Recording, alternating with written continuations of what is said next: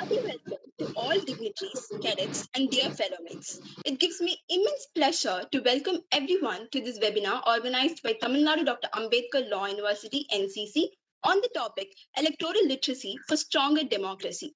Even amidst the COVID pandemic situation, we have gathered here to feed our quest for knowledge, to know more about voting, the cornerstone of good governance. With the same zeal and enthusiasm, let's start with the day's schedule. I request everyone to rise up for the Tamil Thai Vartha.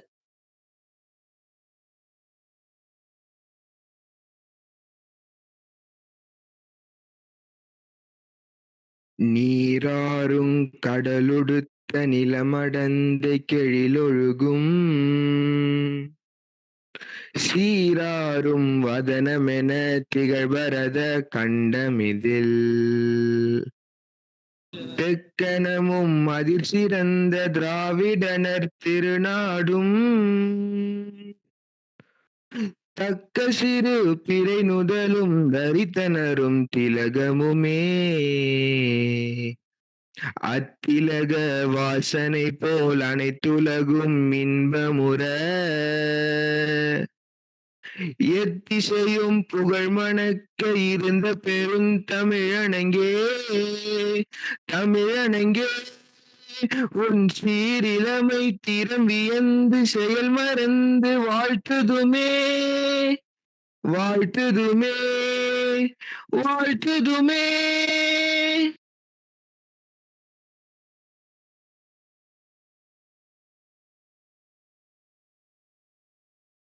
Thank you. You may never know what results come from your action, but you do nothing, there will be no results, said Mahatma Gandhi, father of our nation. Democracy is all about hearing out the voice of a common man, as every person has the right to showcase his political views. Thus, the part of election plays a very important role in good governance. The importance of today is to cherish such right given to us and spread the word. To mark the foundation day of the Election Commission of India, we celebrate 25th January as National Voters' Day. The main purpose of this program is to encourage, felicitate, and maximize electoral literacy. So this day is dedicated to all the young voters of the country and to spread awareness among others. Let me introduce you with the proceedings of the events today. The program initially starts with a welcome address by Dr. Ranjit Owen Abraham, Registrar of the Tamil Nadu Dr. Ambedkar Law University. After that, we have a key address by the guest of honor, Sri Saravanan Ku Sir, who is an Indian Revenue Service officer who is now serving as the Deputy Commissioner in the Customs and Excise Department of Ministry of Finance. Followed by, we have the felicitation address by our Director in Charge, Dr. V. Balaji Sir. Last but not the least, we have the prize distribution for the online quiz competition that we conducted.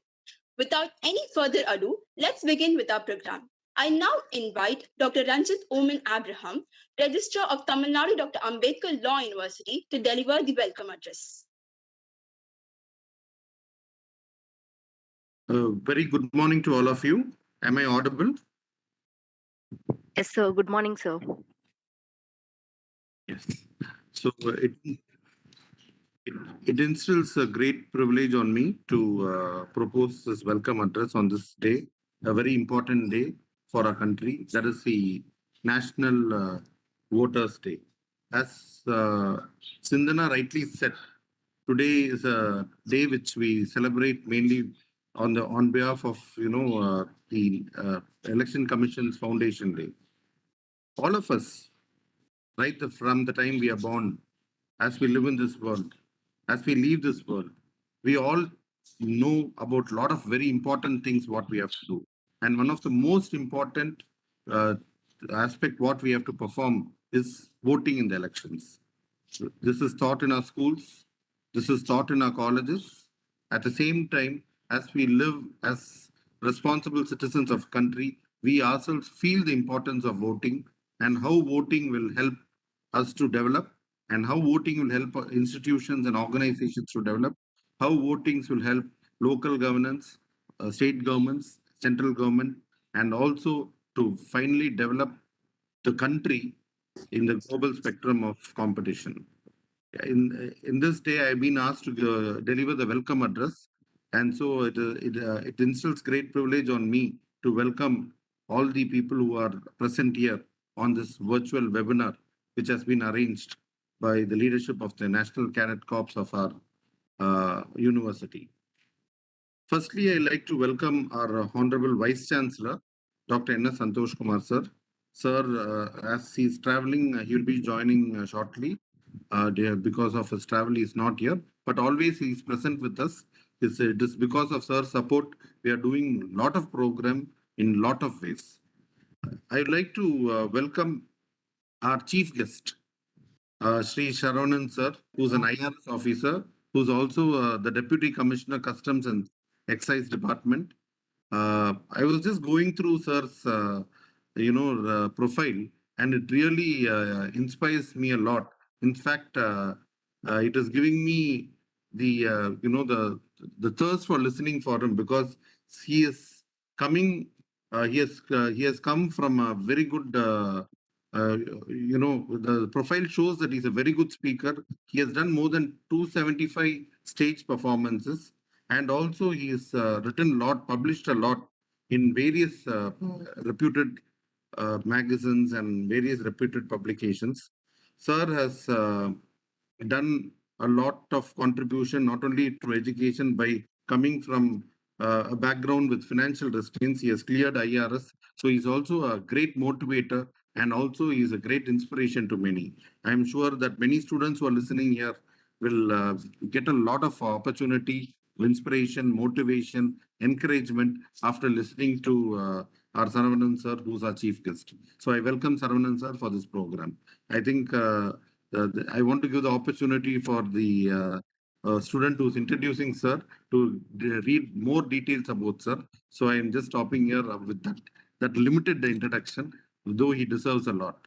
I also take this opportunity to welcome my senior, my guide, Balaji sir, who's also the director of College Development Council and also occupying many positions in our university.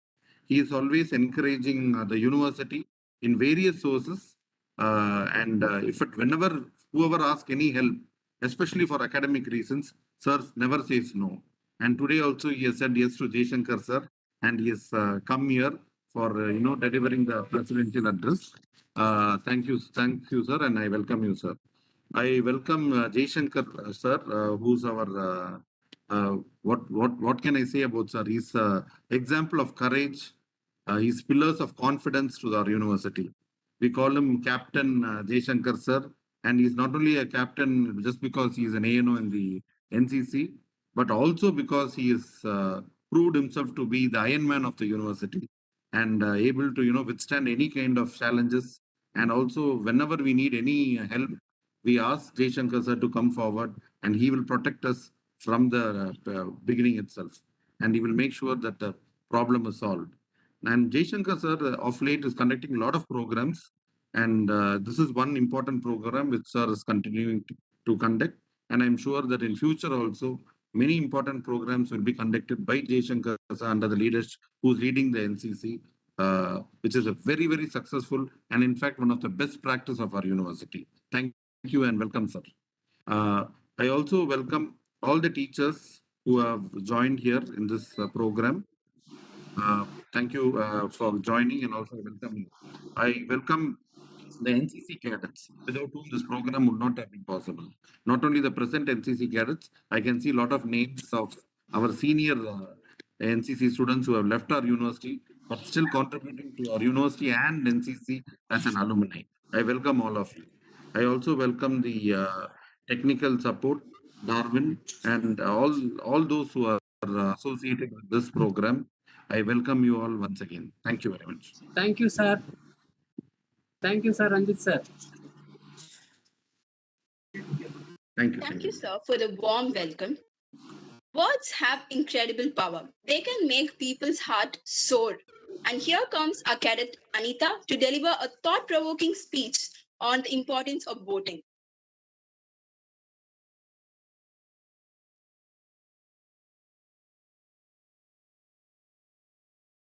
இவ்விழாவிற்கு விருந்தினராக வருகை புரிந்திருக்கும் ஜனநாயக மூத்த குடிமக்களுக்கும் இந்திய ஜனநாயக நன்மைக்கு புதிதாக ஓட்டளிக்க ஆரம்பித்திருக்கும் புதிய குடிமக்களாகிய கல்லூரி மாணவர்களுக்கும் ஒட்டுமொத்த வாக்காளருக்கும் என் இனிய வணக்கங்கள். ஜனநாயகம் ஜனநாயகம் அன்று மன்னன் தொடங்கினான் குடவோலை காகித ஓட்டு எந்திரத்தில் பொத்தான். மன்னர்கள் தேர்ந்தெடுக்கிறார்கள் சேவகர்களை இன்று. மன்னர்கள் தேர்ந்தெடுக்கிறார்கள் சேவகர்களை இன்று என மக்களாட்சி குறித்து கவிஞர் ச ராஜாராம் அவர்கள் அழகாக வர்ணிக்கிறார்.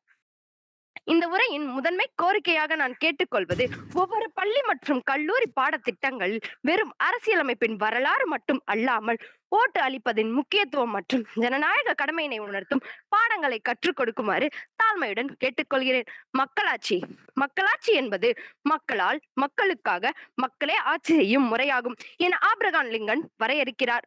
இந்திய ஜனநாயகம் இம்முறையினை பின்பற்றி ஆட்சி புரிவதனால் இந்திய ஜனநாயகம் உலக ஜனநாயகத்தின் தொட்டில் என அழைக்கப்படுகிறது. 2014 நடந்த நாடாளுமன்ற தேர்தலில் இந்தியா முழுவதும் 81,45,00,000 வாக்காளர்கள் இருந்தனர். ஆனால் 66.40% மக்கள், கிட்டத்தட்ட பாதி மக்கள் மட்டுமே வாக்களித்துள்ளனர். இதற்கு காரணம் மக்களுக்கு ஓட்டு அளிப்பதன் முக்கியத்துவம் பற்றிய விழிப்புணர்வு இல்லாமையே ஆகும். அமெரிக்க அரசியல் சிந்தனையாளர் தாமஸ் ஜெபர்சன் கூறுகிறார், அரசாங்கம் என்பது பெரும்பான்மையின் அரசாங்கம் அல்ல. அரசாங்கம் என்பது பெரும்பான்மையின் அரசாங்கம் அல்ல, வாக்களிப்பவர்களின் பெரும்பான்மையினரின் அரசாங்கமாகும். வாக்களிப்பவர்களின் பெரும்பான்மையினரின் அரசாங்கமாகும் என கூறுகிறார். வாக்களிப்பது எங்கள் உரிமையாகும். மாற்றத்தை ஏற்படுத்துவதற்கு ஓட்டே உரிய ஆயுதமாகும். ஒரு நாடு மோசமான அரசாங்கத்தில் சிக்கிக் கொண்டால் தவறாக வாக்களித்ததற்காகவோ அல்லது வாக்களிக்காமல் போனதற்காகவோ மக்கள் தான் காரணம். ஒவ்வொரு வாக்குகளும் உரிய மதிப்பினை கொண்டுள்ளது. ஒரே ஒரு வாக்கு பல பெரிய மாற்றங்களை ஏற்படுத்தியுள்ளது. எனது ஒரு வாக்கு எந்த ஒரு வித்தியாசத்தையும் ஏற்படுத்தாது என்ற அணுகுமுறை மாறும்போதுதான் நம் ஜனநாயக நாடு கண்டிப்பாக மாற்றம் அடையும். நோட்டா எந்த ஒரு வேட்பாளர் போதும் திருப்தி இல்லாவிட்டாலும் வாக்காளர்கள் தங்கள் வாக்கை நோட்டாவில் செலுத்தலாம். நோட்டா வாக்குகள் எண்ணப்படும். பெரும்பான்மையாக இருந்தால் ஆட்சி கலைக்கப்பட்டு மீண்டும் தேர்தல் நடத்தப்படும். நம் நாட்டின் விடுதலைக்கு பாடுபட்டு சுதந்திரம் மற்றும் அரசியல் உரிமைகளை நம் தலைவர்கள் பெற்றுக் கொடுத்திருக்கிறார்கள். பல தடைகளை தாண்டி பெற்ற சுதந்திரமான முழு ஜனநாயக அரசியலமைப்பு கட்டமைப்பினை பாதுகாப்பது நம் நாட்டின் இளைஞர்களின் கடமையாகும். பொழியுது வாக்குறுதி மலை, பொழியுது வாக்குறுதி மலை, ஓட்டுகளுக்கு ஏனோ விலை. நயமாக பேசுவதுதான் அரசியல் கலை. நல்லோருக்கு வாக்களித்து மற்றோருக்கு வைப்போம் விலை. நல்லோருக்கு வாக்களித்து மற்றோருக்கு வைப்போம் விலை.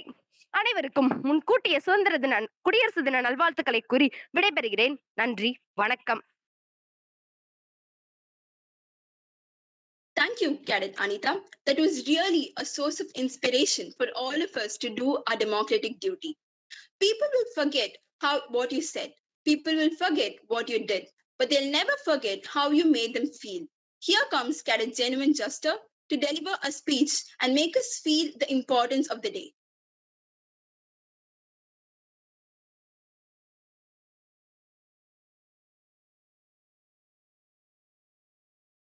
A warm welcome to the honorable dignitaries present here. I am Cadet A. Genuine Jester, here to speak how electoral literacy helps for stronger democracy. First of all, what is electoral literacy? Many of the people in our society don't know the electoral rights and underestimate the voting power given to them by the Constitution of India. So, electoral literacy is the process of creating awareness about their electoral rights and familiarize them with the electoral process of voting and registration. Hearing this, the second question which arises in our minds is, how does electoral literacy helps in creating a stronger democracy? Well, according to an analytical report by the Association of Democratic Reforms, as many as 233 out of 539 winning members of the parliament have a criminal record and are uneducated, yet they are in power. The main reason for this is lack of knowledge of electoral rights. It's because people vote for the party to see their leader they want as the prime minister or chief minister. But barely anyone knows who the representative from their constituency is. This is the reason why seeing changes at the local level is difficult. Therefore, electoral literacy enables one to become familiar with the electoral process, thus making him choose the right person to vote, which in turn leads to a stronger democracy. It not only helps in choosing the right person to vote, it also helps in identifying education, healthcare, infrastructure, social harmony, and other sectors as topics that should be central for conduction of elections. If electoral literacy is known to every people in our country, no vote will be wasted and India will record 100% footage. By knowing the electoral rights, one gets a clear mind on questioning the leaders if they do something wrong against the society.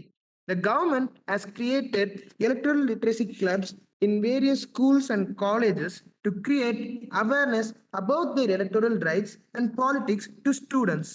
The youth are the ones who will become the future leaders. So these electoral literacy clubs groom the future generation to choose the right path and lead to a stronger democracy. To conclude, electoral literacy is a necessity if the common man wishes to reinforce federal democracy and actually see political changes that change the country for the better. Therefore, we younger generation will solemnly swear to spread awareness about the electoral literacy and create a stronger democracy. Thank you. Thank you, Jeniman, for your incredible speech on electoral literacy. Here comes the most awaited part of the webinar. I now request the chief guest of our webinar to share his thoughts on this special occasion. Sri Saravanan, I take immense pleasure in introducing you, the chief guest of the day. Sri Saravanan Puku, sir, IRS officer, is currently in charge as the Deputy Commissioner of the Custom and Excise Department of the Ministry of Finance. I invite him to share his thoughts on this special occasion. அனைவருக்கும் காலை வணக்கம். நான் பேசுறது கேக்குதுங்களா? Okay okay, thank you. Doctor Ambedkar சட்ட பல்கலைக்கழகத்துடைய துணைவேந்தர் முனைவர் Santhosh sir அவர்களுக்கும் ஒரு அற்புதமான அறிமுகத்தை வழங்கி சென்றிருக்கிற if I want to shift English also, I do that. If some of you are not comfortable with me conversing in Tamil, you can let me know, okay? Because I want everybody to understand. So there should not be a problem. Registrar sir அவர்களுக்கும் இந்த விழாவினை ஒரு அற்புதமான இன்னொரு உரையாற்ற இருக்கிற முனைவர் Balaji sir அவர்களுக்கும் இந்த விழாவை ஒருங்கிணைத்துக் கொண்டிருக்கிற நிஜமாவே கேப்டன் இவங்க சொல்கிற ஜெய்சங்கர் சார் அவர்களுக்கும் ஏனைய சட்டக்கல்லூரி இளவல்களுக்கும் ஆசிரியர் பெருந்தகைகளுக்கும் ஏனையோருக்கும் காலை வணக்கம். நான் செந்தமிழ்லாம் பேச மாட்டேன், கவலைப்படாதீங்க. ரொம்ப அது ஸ்டார்டிங் மட்டும்தான் அப்படி இருக்கும். ரொம்ப ஒரு இந்த எலக்டோரல் லிட்ரஸி அப்படிங்கிறத பத்தியான ஒரு டாக்னும் பொழுது நான் ஒரு சின்னதா ஒரு ஃபர்ஸ்ட் நான் என்னுடைய டாக் ஒரு 3 பார்ட்டா இருக்க பொழுது என்னன்னா, பார்ட் ஒரு சின்ன கதை. இது உண்மையாவே நடந்த ஒரு கதை. ஆனா இந்த கதையில ஒரு பொய் இருக்கு. அது என்ன பொய்ங்கிறத 2வது பார்ட்ல சொல்லுவேன். அதை சொல்லிட்டு உண்மை என்னங்கிறத சொல்லுவேன். 3வது பார்ட்ல இந்தியாவுல அந்த அந்த 2வது பார்ட்ல பெண்களுக்கு எப்படி வாக்குரிமை கிடைச்சதுன்னு சொல்லிட்டு 3வது பார்ட்ல என்ன பண்ணலாம்னு இருக்கேன்னா, இந்த எப்படி இந்தியாவில் வாக்காளர்கள் உருவானார்கள் அப்படிங்கிற அந்த வரலாறு அப்படிங்கிறத சொல்ல போறேன். இதை 3ஐயும் சேர்த்து தான் ஒரு 20-25 நிமிடங்கள்ல பேச போறேன். இதுக்கும் தேர்தல் பற்றிய ஒரு அறிவுக்கும், கல்வி அறிவுக்கும், இல்ல தேர்தலை பற்றிய ஒரு புரிதலுக்கும் என்ன சம்பந்தம்? நிறைய சம்பந்தம் இருக்கு. அதை நீங்க கேட்கும் பொழுது நீங்க ஒரு சட்டத்துறை வல்லுநர்களாக, இல்ல வருங்காலத்தில் இந்தியாவினுடைய அரசியலமைப்பு சார்ந்து போராட்டங்கள் ஈடுபட போகிற, அல்ல இந்த சிந்தனையை மாற்றப் போகிற ஒருத்தவங்களா நீங்க இருக்கும் பொழுது உங்களால இது இன்னமும் அடுத்தடுத்த தளங்களுக்கு கொண்டு போக முடியும், புரிஞ்சிக்க முடியும் அப்படிங்கிறத சொல்லிடுறேன். முதல்ல இந்த கதை. சுகுமார் சென்னு ஒருத்தர் இருந்தார். இந்த சுகுமார் சென்னை நீங்க சில பேர் கேள்விப்பட்டிருக்கலாம். இந்தியா ஆஃப்டர் காந்தி புத்தகத்துல வரும். அங்கதான் முதல்ல இந்த பேரை நான் பாக்குறேன். இந்தியா ஆஃப்டர் காந்தி புக் ஒரு நான் சொல்றது ஒரு நான் ஸ்கூல் படிச்சுக்கிட்டு இருக்கும்போது 2009 இந்த புக் எனக்கு ஏதோ ஒரு காம்படிஷன்ல, ஸ்பீச் காம்படிஷன்ல கலந்துக்கிட்டதுக்காக 2nd பிரைஸாவோ 3rd பிரைஸாவோ கிடைக்குது. அந்த புக்கை படிக்கும் பொழுது அந்த இந்தியா ஆஃப்டர் காந்தி புக்ல சுகுமார் சென் ஒரு கேரக்டர் வராரு. இந்த சுகுமார் சென் யாருன்னா, இந்தியாவுடைய முதல் எலெக்ஷன் கமிஷனர். இவர் சார் என்ன பண்றாருன்னா, முதல் எலெக்ஷன் வரும்பொழுது என்ன சொல்றாங்கன்னா, ரெப்ரசன்டேஷன் ஆஃப் பீப்புள்ஸ் ஆக்ட் இருக்கு இல்லையா, மக்கள் பிரதிநிதித்துவ சட்டம். இந்த சட்டத்தை ஏற்றி யாரெல்லாம் வாக்களிக்கணும், எப்படி இந்த ஓட்டர் லிஸ்ட் ரெடி பண்ணணும், எப்படி சிம்பிள்ஸ் போடணும், எப்படி தேர்தல் நடத்தணும், இதெல்லாம் முடிவு பண்ற ஒருத்தரா இருக்காரு. இவர் யாருன்னா, தன்னுடைய பாடத்துல ஸ்டாட்டிஸ்டிக்ஸ்ல கோல்டு மெடல் வாங்கினவர். வெஸ்ட் பெங்காலுடைய சீஃப் செக்ரட்டரியா இருந்தவர். இவரை கொண்டாந்து எலெக்ஷன் கமிஷனரா டெபுடேஷன்ல வைக்கிறாங்க.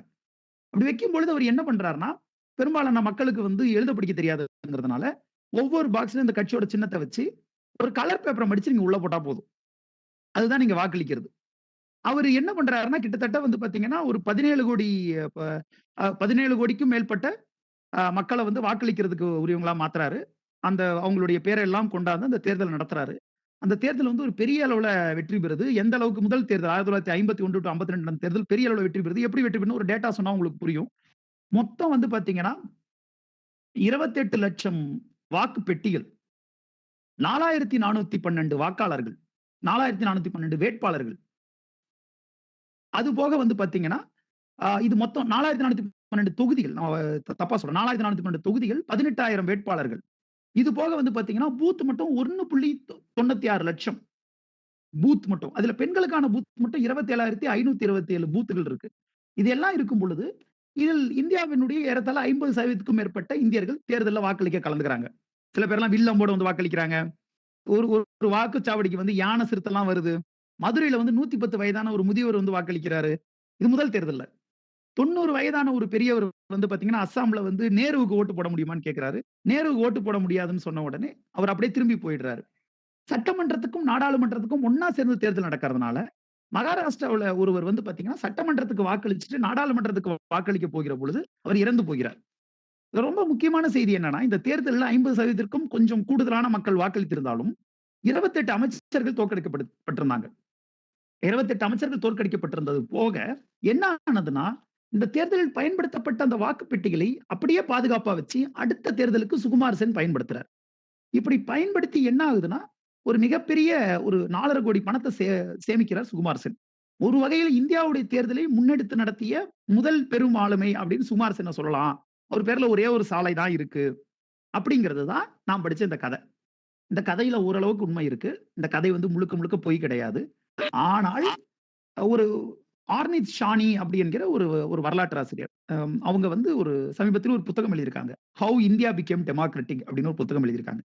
அந்த புத்தகத்தில் ஒரு அற்புதமான ஒரு வரியை பயன்படுத்துறாங்க. ரொம்ப ரொம்ப அழகான ஒரு வரி. அந்த வரியை சொன்னால் நாம இன்னைக்கு இந்த கேட்க போற இந்த உண்மையான சம்பவத்தினுடைய ஒரு ஆழம் நமக்கு புரியும். அவங்க என்ன சொல்றாங்கன்னா, Indians became voters even before they became citizens. இந்தியர்கள் குடிமக்களாக ஆவதற்கு முன்பே வாக்காளர்களாக மாறிவிட்டார்கள். இது எப்படி நடந்தது அப்படிங்கிறத நம்ம பார்க்கறதுக்காக தான் இந்த உரையுடைய 2வது பார்ட்டுக்கு போறோம். 2வது பார்ட்ல நம்ம பார்க்க போறது பிரிட்டிஷ் கவர்மெண்ட் பீரியட்ல எப்படி வாக்களிக்கிற உரிமை இருந்தது, அதில் பெண்களுக்கு எப்படி வாக்குரிமை மறுக்கப்பட்டது, இல்ல மற்றவர்களுக்கு எப்படி வாக்குரிமை மறுக்கப்பட்டது, இல்ல வாக்குரிமை எப்படி தரப்பட்டது அப்படிங்கறத ஷார்ட்டா பார்ப்போம். உங்களுக்கு தெரிஞ்சிருக்கும், நீங்க உங்களுடைய பாட புத்தகங்களை திருப்பி படிப்பீங்க. 1861, 1892, 1919, 1909, 1935 இப்படி வெவ்வேறு ஆக்ட்ஸ். அப்புறம் அட் லாஸ்ட் 1947, அப்புறம் 1950 நம்ம 1949ல கான்ஸ்டியூஷனை ஏத்துக்கிறோம். 50 நம்ம கான்ஸ்டியூஷன் அமலுக்கு வந்துருது. All these book stories we read, சந்தேகமே கிடையாது. ஆனா இதுல நம்ம தவற விடுற ஒரு முக்கியமான விஷயம் இருக்கு. இந்த தேர்தல் எப்படி எல்லாம் தீர்மானிக்கப்பட்டது? ஒருவேளை நீங்களோ நானோ இல்லாமல் நம்முடைய தாத்தாவோ பாட்டியோ பிரிட்டிஷ்காரன் காலத்துல தேர்தல வாக்களிச்சிருக்க முடியுமா அப்படிங்கிற கேள்வி எடுத்துக்கிட்டு பார்த்தா பெரும்பாலானவர் ஓட்டு போட்டிருக்க முடியாது. ஏன்? நம்ம கிட்ட நிறைய சொத்து இருந்திருக்கணும், நம்ம நிறைய பெரிய அளவுல படிச்சிருக்கணும், இல்ல நம்ம ஆர்மியில இருந்திருக்கணும், இல்ல ஒரு ஒரு பெண்ணாக இருந்தால் அவருக்கு பாத்தீங்கன்னா ஒரு குடும்பத்தினுடைய அவர் கணவர் உயிரோடு இருக்க வேண்டும், அந்த பெண்ணிற்கு சொத்து இருக்க வேண்டும். இப்படி ஏகப்பட்ட கட்டுப்பாடுகளை வச்சு இந்தியர்களை பெரும்பாலும் வாக்களிக்கவே விடல. முதல் 1909 தேர்தல்ல மிக குறைவான ஆண்கள் தான் வாக்களித்தார்கள். பெண்களுக்கு வாக்குரிமையே கிடையாது அப்படி என்பது உங்களுக்கு அதிர்ச்சியாக இருக்கலாம். ஆனால் அதுதான் நடந்தது. 1919 மாண்டேகு செம்ஸ்போர்டு அந்த தீர்மானம் வருகிற பொழுதுதான் பெண்களுக்கு வாக்குரிமை கொடுக்கலாமா வேணாம்ங்கிற ஒரு விவாதம் வருகிறது.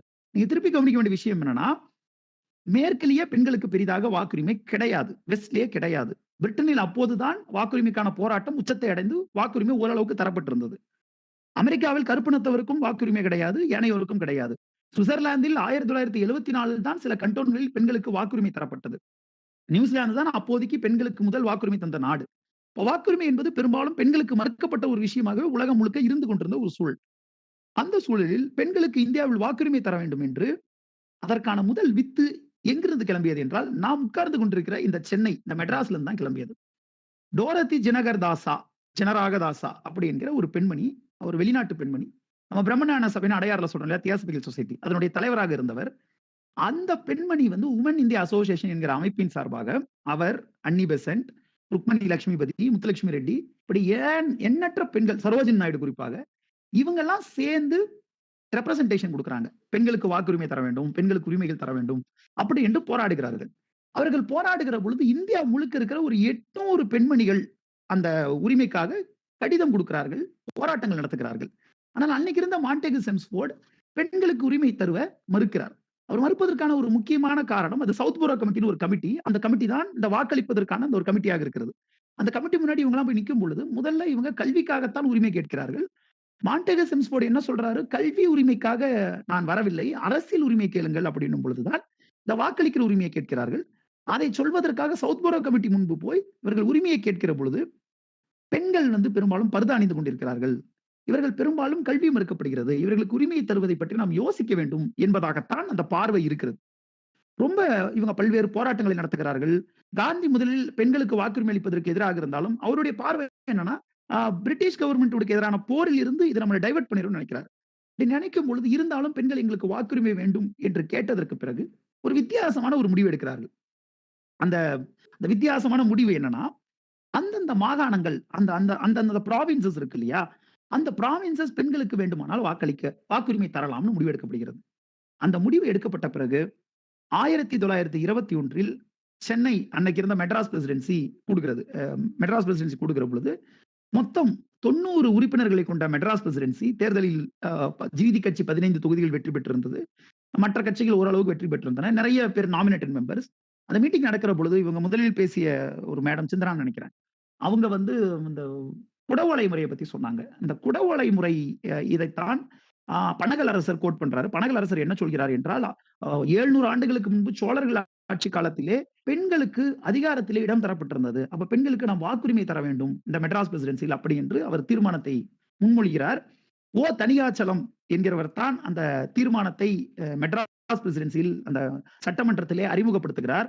அப்படி அவர் அறிமுகப்படுத்திய பொழுது அந்த தீர்மானத்திற்கு வரலாறு மறக்கக்கூடாத நாள், அந்த தீர்மானத்திற்கு 40 பேர் ஆதரவாக வாக்களிக்கிறார்கள், 10 பேர் எதிர்த்து வாக்களிக்கிறார்கள், 40 பேர் நடுநிலை வகிக்கிறார்கள், நியூட்ரல், தி ரிமைன் நியூட்ரல். ஆக இந்தியாவிலேயே முதலில் பெண்களுக்கு வாக்குரிமை தந்ததற்கான இடம் மெட்ராஸ். அதற்கான முதன்மையான போராட்டத்தை முன்னெடுத்தவர்கள் பெண்கள், ஆண்கள் கிடையாது. இந்த தீர்மானத்தை ஆண்கள் கொண்டு வந்திருந்த ஆண்கள் செய்திருந்தாலும் ஆண்களுக்கு முன்பே இதை பெண்கள் தான் முன்னெடுத்தார்கள். அப்படி முன்னெடுத்த சில பெண்களின் பெயரை சொல்கிறேன், இந்த பெண்களை பற்றி நீங்கள் தேடி படித்து பாருங்கள். Margaret Cousins, Abala Bose, Mazharul Haque, Mrs Chandrasekhar Iyer, Mrs Lazarus, Mrs Hirabai Tata, Rani Rajwade, இப்படி பல்வேறு பெயர்கள். இது வந்து பல்வேறு மதங்களைச் சேர்ந்த, பல்வேறு சமூகங்களைச் சேர்ந்த பல்வேறு பெண்கள் இந்த உரிமைகளுக்காக போராடுகிறார்கள். இதிலும் குறிப்பிட்ட சில பெண்களுக்கு தான் முதலில் வாக்குரிமை கிடைக்கிறது. அதற்கு பிறகு 1930 இந்த உரிமை இன்னும் விரிவாக்கப்படுகிறது. 46க்கு பிறகு விடுதலை வந்த பிறகுதான் எல்லா பெண்களுக்கும் வாக்குரிமை எடுக்கிற இடத்தை நோக்கி நகர்கிறோம். இது ஒரு பக்கம். இந்த போராட்டத்தில் பெண்களுக்கு ஒரு பெரிய ரோல் இருந்தது என்பதை ஞாபகம் வச்சுக்கணும். இதை பற்றி இன்னும் மேலும் படிக்க, ஏன்னா இந்த நமக்கான டாக்கான லிமிட் வந்து ரொம்ப அதிகமா இருக்கிறதுனாலையும் நான் இன்னும் சில புள்ளிகளுக்கு போக வேண்டியிருக்கணும். இதை பற்றி நீங்க இன்னும் அதிகமாக தெரிந்து கொள்ள வேண்டும் என்றால் Geraldine Forbes, DERALDINE, Forbes, FORBES, Geraldine Forbes அவர்கள் உமன் இன் மாடர்ன் இந்தியா என்ற ஒரு புத்தகம் எழுதியிருக்கிறார். அந்த புத்தகத்திலே, கேம்பிரிட்ஜ் யூனிவர்சிட்டி போட்ட புத்தகம், அந்த புத்தகத்திலே உமன்ஸ் ரைட்ஸ் மூவ்மெண்ட், பெண்களுடைய உரிமை போராட்டங்கள் அப்படிங்கிற ஒரு தனி சாப்டர் இருக்கு. அந்த சாப்டர் நீங்க படிச்சு பார்த்தீங்கன்னா தெரிந்து கொள்ளலாம். இது ஒரு வாய்ப்பு. இன்னொன்று, இது போக ரொம்ப முக்கியமான புத்தகம் சுமிதா முகர்ஜியுடைய இந்தியன் சஃப்ரஜெட்ஸ். இந்த பெண்களுடைய போராட்டம் என்பது இந்தியாவில் மட்டும் முடியவில்லை. இவங்க லண்டனை கிளம்பி போறாங்க, லண்டனில் போய் போராடுறாங்க. அங்க சோஃபியா என்கிற ஒரு ரஞ்சித் சிங் என்கிற ஒரு சீக்கிய அரசருடைய வழியில் வந்த ஒரு பெண் போராட்டத்தை முன்னெடுக்கிறார். அங்கெல்லாம் சஃப்ரஜெட்ஸ் வன்முறையெல்லாம் கைக்கொள்கிறார்கள். இந்தியாவில் தான் வன்முறை கிடையாது. அவர்களும் இவர்களும் எப்படி இணைந்து இயங்கினார்கள் என்பதை பற்றி சுமிதா முகர்ஜி என்பவர் எழுதிய ஒரு புத்தகத்தை படித்தால் எவ்வளவு பெண்கள் கனவு கண்டிருக்காங்க. ஒரு கடல் கடந்து உலகம் முழுக்க இருக்கிற பல்வேறு பெண்கள் இணைந்து, அவங்களுக்கு ஒரு கொடிலாம் இருந்திருக்கு. இந்தியாவுக்கு ஒரு கொடியை உருவாக்கி அந்த கொடியை வைத்துக் கொண்டு பெண்களுடைய வாக்குரிமைக்காக அவர்கள் போராடி இருக்கிறார்கள். அவர்கள் போராடுகிற பொழுது என்ன வாதங்களை முன்வைத்தார்கள் என்பதை நாம் கவனத்தில் கொள்கிற போதுதான் நமக்கு ஏன் வாக்குரிமை தேவைங்கிறது புரியும். சரோஜி நாயுடு என்ன சொல்றாங்க, குழந்தைகளை நாங்கள் கவனித்துக் கொள்கிறோம், எங்கள் வீட்டை கவனித்துக் கொள்கிறோம், வீட்டில் இருக்கிற எங்களுடைய வாழ்க்கையை முடிவு செய்கிற ஒரு இடத்தில் நீங்கள் ஏன் இருக்கிறீர்கள், நாங்கள் எங்கள் வாழ்க்கையை முடிவு செய்வதற்கான உரிமையை தாருங்கள் என்று அவர்கள் சொல்கிறார்கள். இன்னும் ஒருவர்கள் என்ன சொல்கிறார்கள் என்றால், பர்தா கொடுமை இருக்கு, மற்ற கொடுமைகள் இருக்கு, இந்த கொடுமைகள் சார்ந்த சட்டங்களை எங்களை கன்சல்ட் பண்ணாம நீங்க எடுத்துக்கிட்டே இருக்கீங்க, அந்த முடிவுகளை எடுப்பதற்கான தீர்மானங்களில் நாங்கள் பங்கெடுக்க வேண்டாமா என்கிற கேள்வியை கேட்கிறார்கள். இதனுடைய நீட்சியாகத்தான் டாக்டர் முத்துலட்சுமி ரெட்டியை நியமிக்கப்பட்ட உறுப்பினராக சென்னை சட்டமன்றத்திற்கு அனுப்புகிறார்கள். அப்படி அனுப்பப்பட்ட பொழுது அவர் எத்தனை சட்டங்களை கொண்டு வருகிறார்? பெண்களின் பாதுகாப்புக்காக, குழந்தைகளின் பாதுகாப்புக்காக சட்டங்கள், குழந்தை திருமணத்திற்கு எதிரான சட்டம், தேவதாசி முறை ஒழிப்புக்கான சட்டம், மருத்துவ பரிசோதனை பள்ளிகளில் செய்ய வேண்டும் என்பதற்கான சட்டம், கல்வி கட்டணத்தை குறைப்பதற்கான சட்டம், குழந்தைகளுக்கான மருத்துவமனைகளை உருவாக்குவதற்கான சட்டம் என்று ஏராளமான சட்டங்களை ஒரு சட்டமன்ற உறுப்பினராகவும், deputy chairman of the legislative கவுன்சிலாகவும், சேர்பர்சன் ஆஃப் த லெஜிஸ்லேட்டிவ் கவுன்சிலாகவும் முத்துலட்சுமி ரெட்டி சாதிக்கிறார். பெண்களுக்கு அந்த உரிமைகள் கிடைக்கிற பொழுது, இடங்கள் கிடைக்கிற பொழுது எப்படிப்பட்ட இடங்களுக்கு நகருவார்கள் என்பதை நாம் பார்க்க முடிகிறது. ராதா சுப்பராயன் என்பவர், ராதாபாய் சுப்பராயன், அவர் மேற்கு வங்கத்தைச் சேர்ந்தவர், தமிழ்நாட்டைச் சேர்ந்த சுப்பராயனை திருமணம் செய்து கொண்டிருந்தவர். அவர் ரவுண்ட் டேபிள் கான்பரன்ஸில் காந்தி கிட்ட கேட்கிறாங்க, நீங்கள் பெண்களுக்கு வாக்குரிமை தராமல் பெண்கள் சார்ந்த சட்டங்களை தீர்மானம் நடக்கிற பொழுது அந்த சட்டங்களில் சட்டமன்றத்தில் பெண்கள் இல்லாமல் நீங்களே முடிவு செய்தால் எப்படி என்று அவர் கேள்வி கேட்கிற பொழுது காந்தி ஒரு வார்த்தையை சொல்கிறார். இந்த இயக்கம் எப்படிப்பட்ட தாக்கத்தை ஏற்படுத்தியிருந்தது, அதை காந்தி எப்படி திறந்த மனதோடு பார்த்தார் என்பதற்கான வரலாறு அதில் இருக்கிறது. காந்தி ஒரு காலத்தில் பெண்களுக்கு வாக்குரிமை வேண்டாம்னு சொன்ன 20களில் சொன்ன காந்தி 31 என்ன தெரியுமா சொல்கிறார், பெண்களுக்கு இடம் தராத, பெண்களுக்கு இடத்தை தராமல் புறக்கணிக்கிற சட்டமன்றம், நாடாளுமன்றத்தை நான் பகிஷ்கரிப்பேன், that is I would boycott those assemblies என்று காந்தி சொல்கிறார். அந்த அளவிற்கு இந்த இயக்கம் தாக்கம் செலுத்தியிருந்தது என்பதையெல்லாம் நீங்கள் கவனிக்க வேண்டியிருக்கிறது. இதை ஞாபகம் வச்சுக்கிட்டு இருக்கும் போது இப்ப நான் அடுத்து இந்த உரையை அடுத்த கட்டத்திற்கு நகர்த்துகிறேன். இது வரைக்கும் பெண்கள் எல்லாரும் இந்த வாக்குரிமைக்கு சப்போர்ட் ஆரம்பிட்டாங்கன்னா இல்ல, இந்த வாக்குரிமையிலேயே பெண்களுக்குள்ளேயே பல்வேறு பார்வைகள் இருந்தன. எங்களுக்கு தனி தொகுதி கொடுங்கன்னு ஒரு சில சிட்டு சொன்னாங்க, எல்லாருக்கும் வாக்குரிமை கொடுக்காதீங்கன்னு சொன்னாங்க, இல்ல எல்லாருக்கும் வாக்குரிமை கொடுக்க முடியாட்டியும் சில பெண்களுக்கு கொடுங்கள் அப்படின்னு சொன்னவங்களும் இருந்தாங்க. இப்படி பல்வேறு வகையான பார்வைகள் இருந்தன. இதில் ஒரு முக்கியமான ஒரு பார்வை இருக்கிறது. அந்த பார்வை கர்னல்யா சோரப்ஜி, உங்களுக்கு தெரிந்திருக்கும், சட்டத்துறையிலே பெண்களுக்கெல்லாம் முன்னோடியாக இருந்த ஒரு மகத்தான ஆளுமை. அவர் வைத்த ஒரு பார்வை ரொம்ப முக்கியமான பார்வை. அந்த பார்வை என்னன்னா, அவர் வைக்கிற அந்த குற்றச்சாட்டு மிக முக்கியமான குற்றச்சாட்டு. அது இன்றைக்கும் ஓரளவுக்கு அப்ளை ஆகிற குற்றச்சாட்டு. அவர் வைக்கிற அந்த குற்றச்சாட்டு என்னன்னா, வாக்குரிமைன்னு ஒண்ணு சொல்றீங்க நீங்க, அந்த பெரியார் சொல்லுவார் இல்லையா, அதாவது பாத்தீங்கன்னா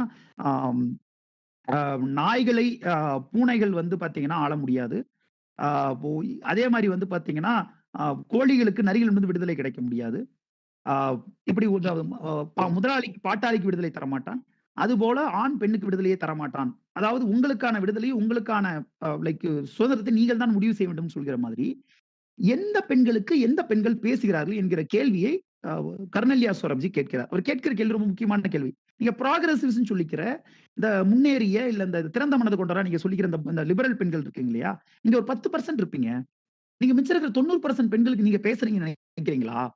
கண்டிப்பா கிடையாது.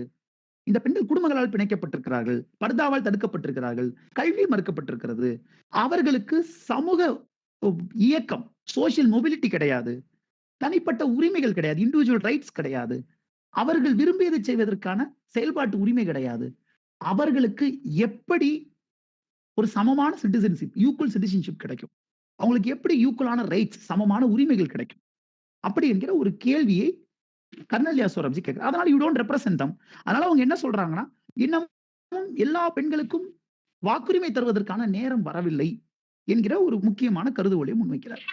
இப்படி இவர் முன்வைத்ததற்கு என்ன பதிலாக இருக்க முடியும்? பெண்களுக்கு இன்னும் அதுக்கான நேரம் வரல, அதுக்கான இது வரல, அவங்களுக்கு அதனால வாய்ப்பு பொறுமையா கொடுத்துருக்காங்க கர்னல்யா சோரப்ஜி சொல்கிற இதற்கான பதில் ஒருவரிடம் இருக்கிறது. அவர் அண்ணல் அம்பேத்கர். அண்ணல் அம்பேத்கர் உங்களுக்கு தெரியும், 2 முனைவர் பட்டங்கள் பெற்றவர், உலகம் முழுக்க இயங்கியவர்.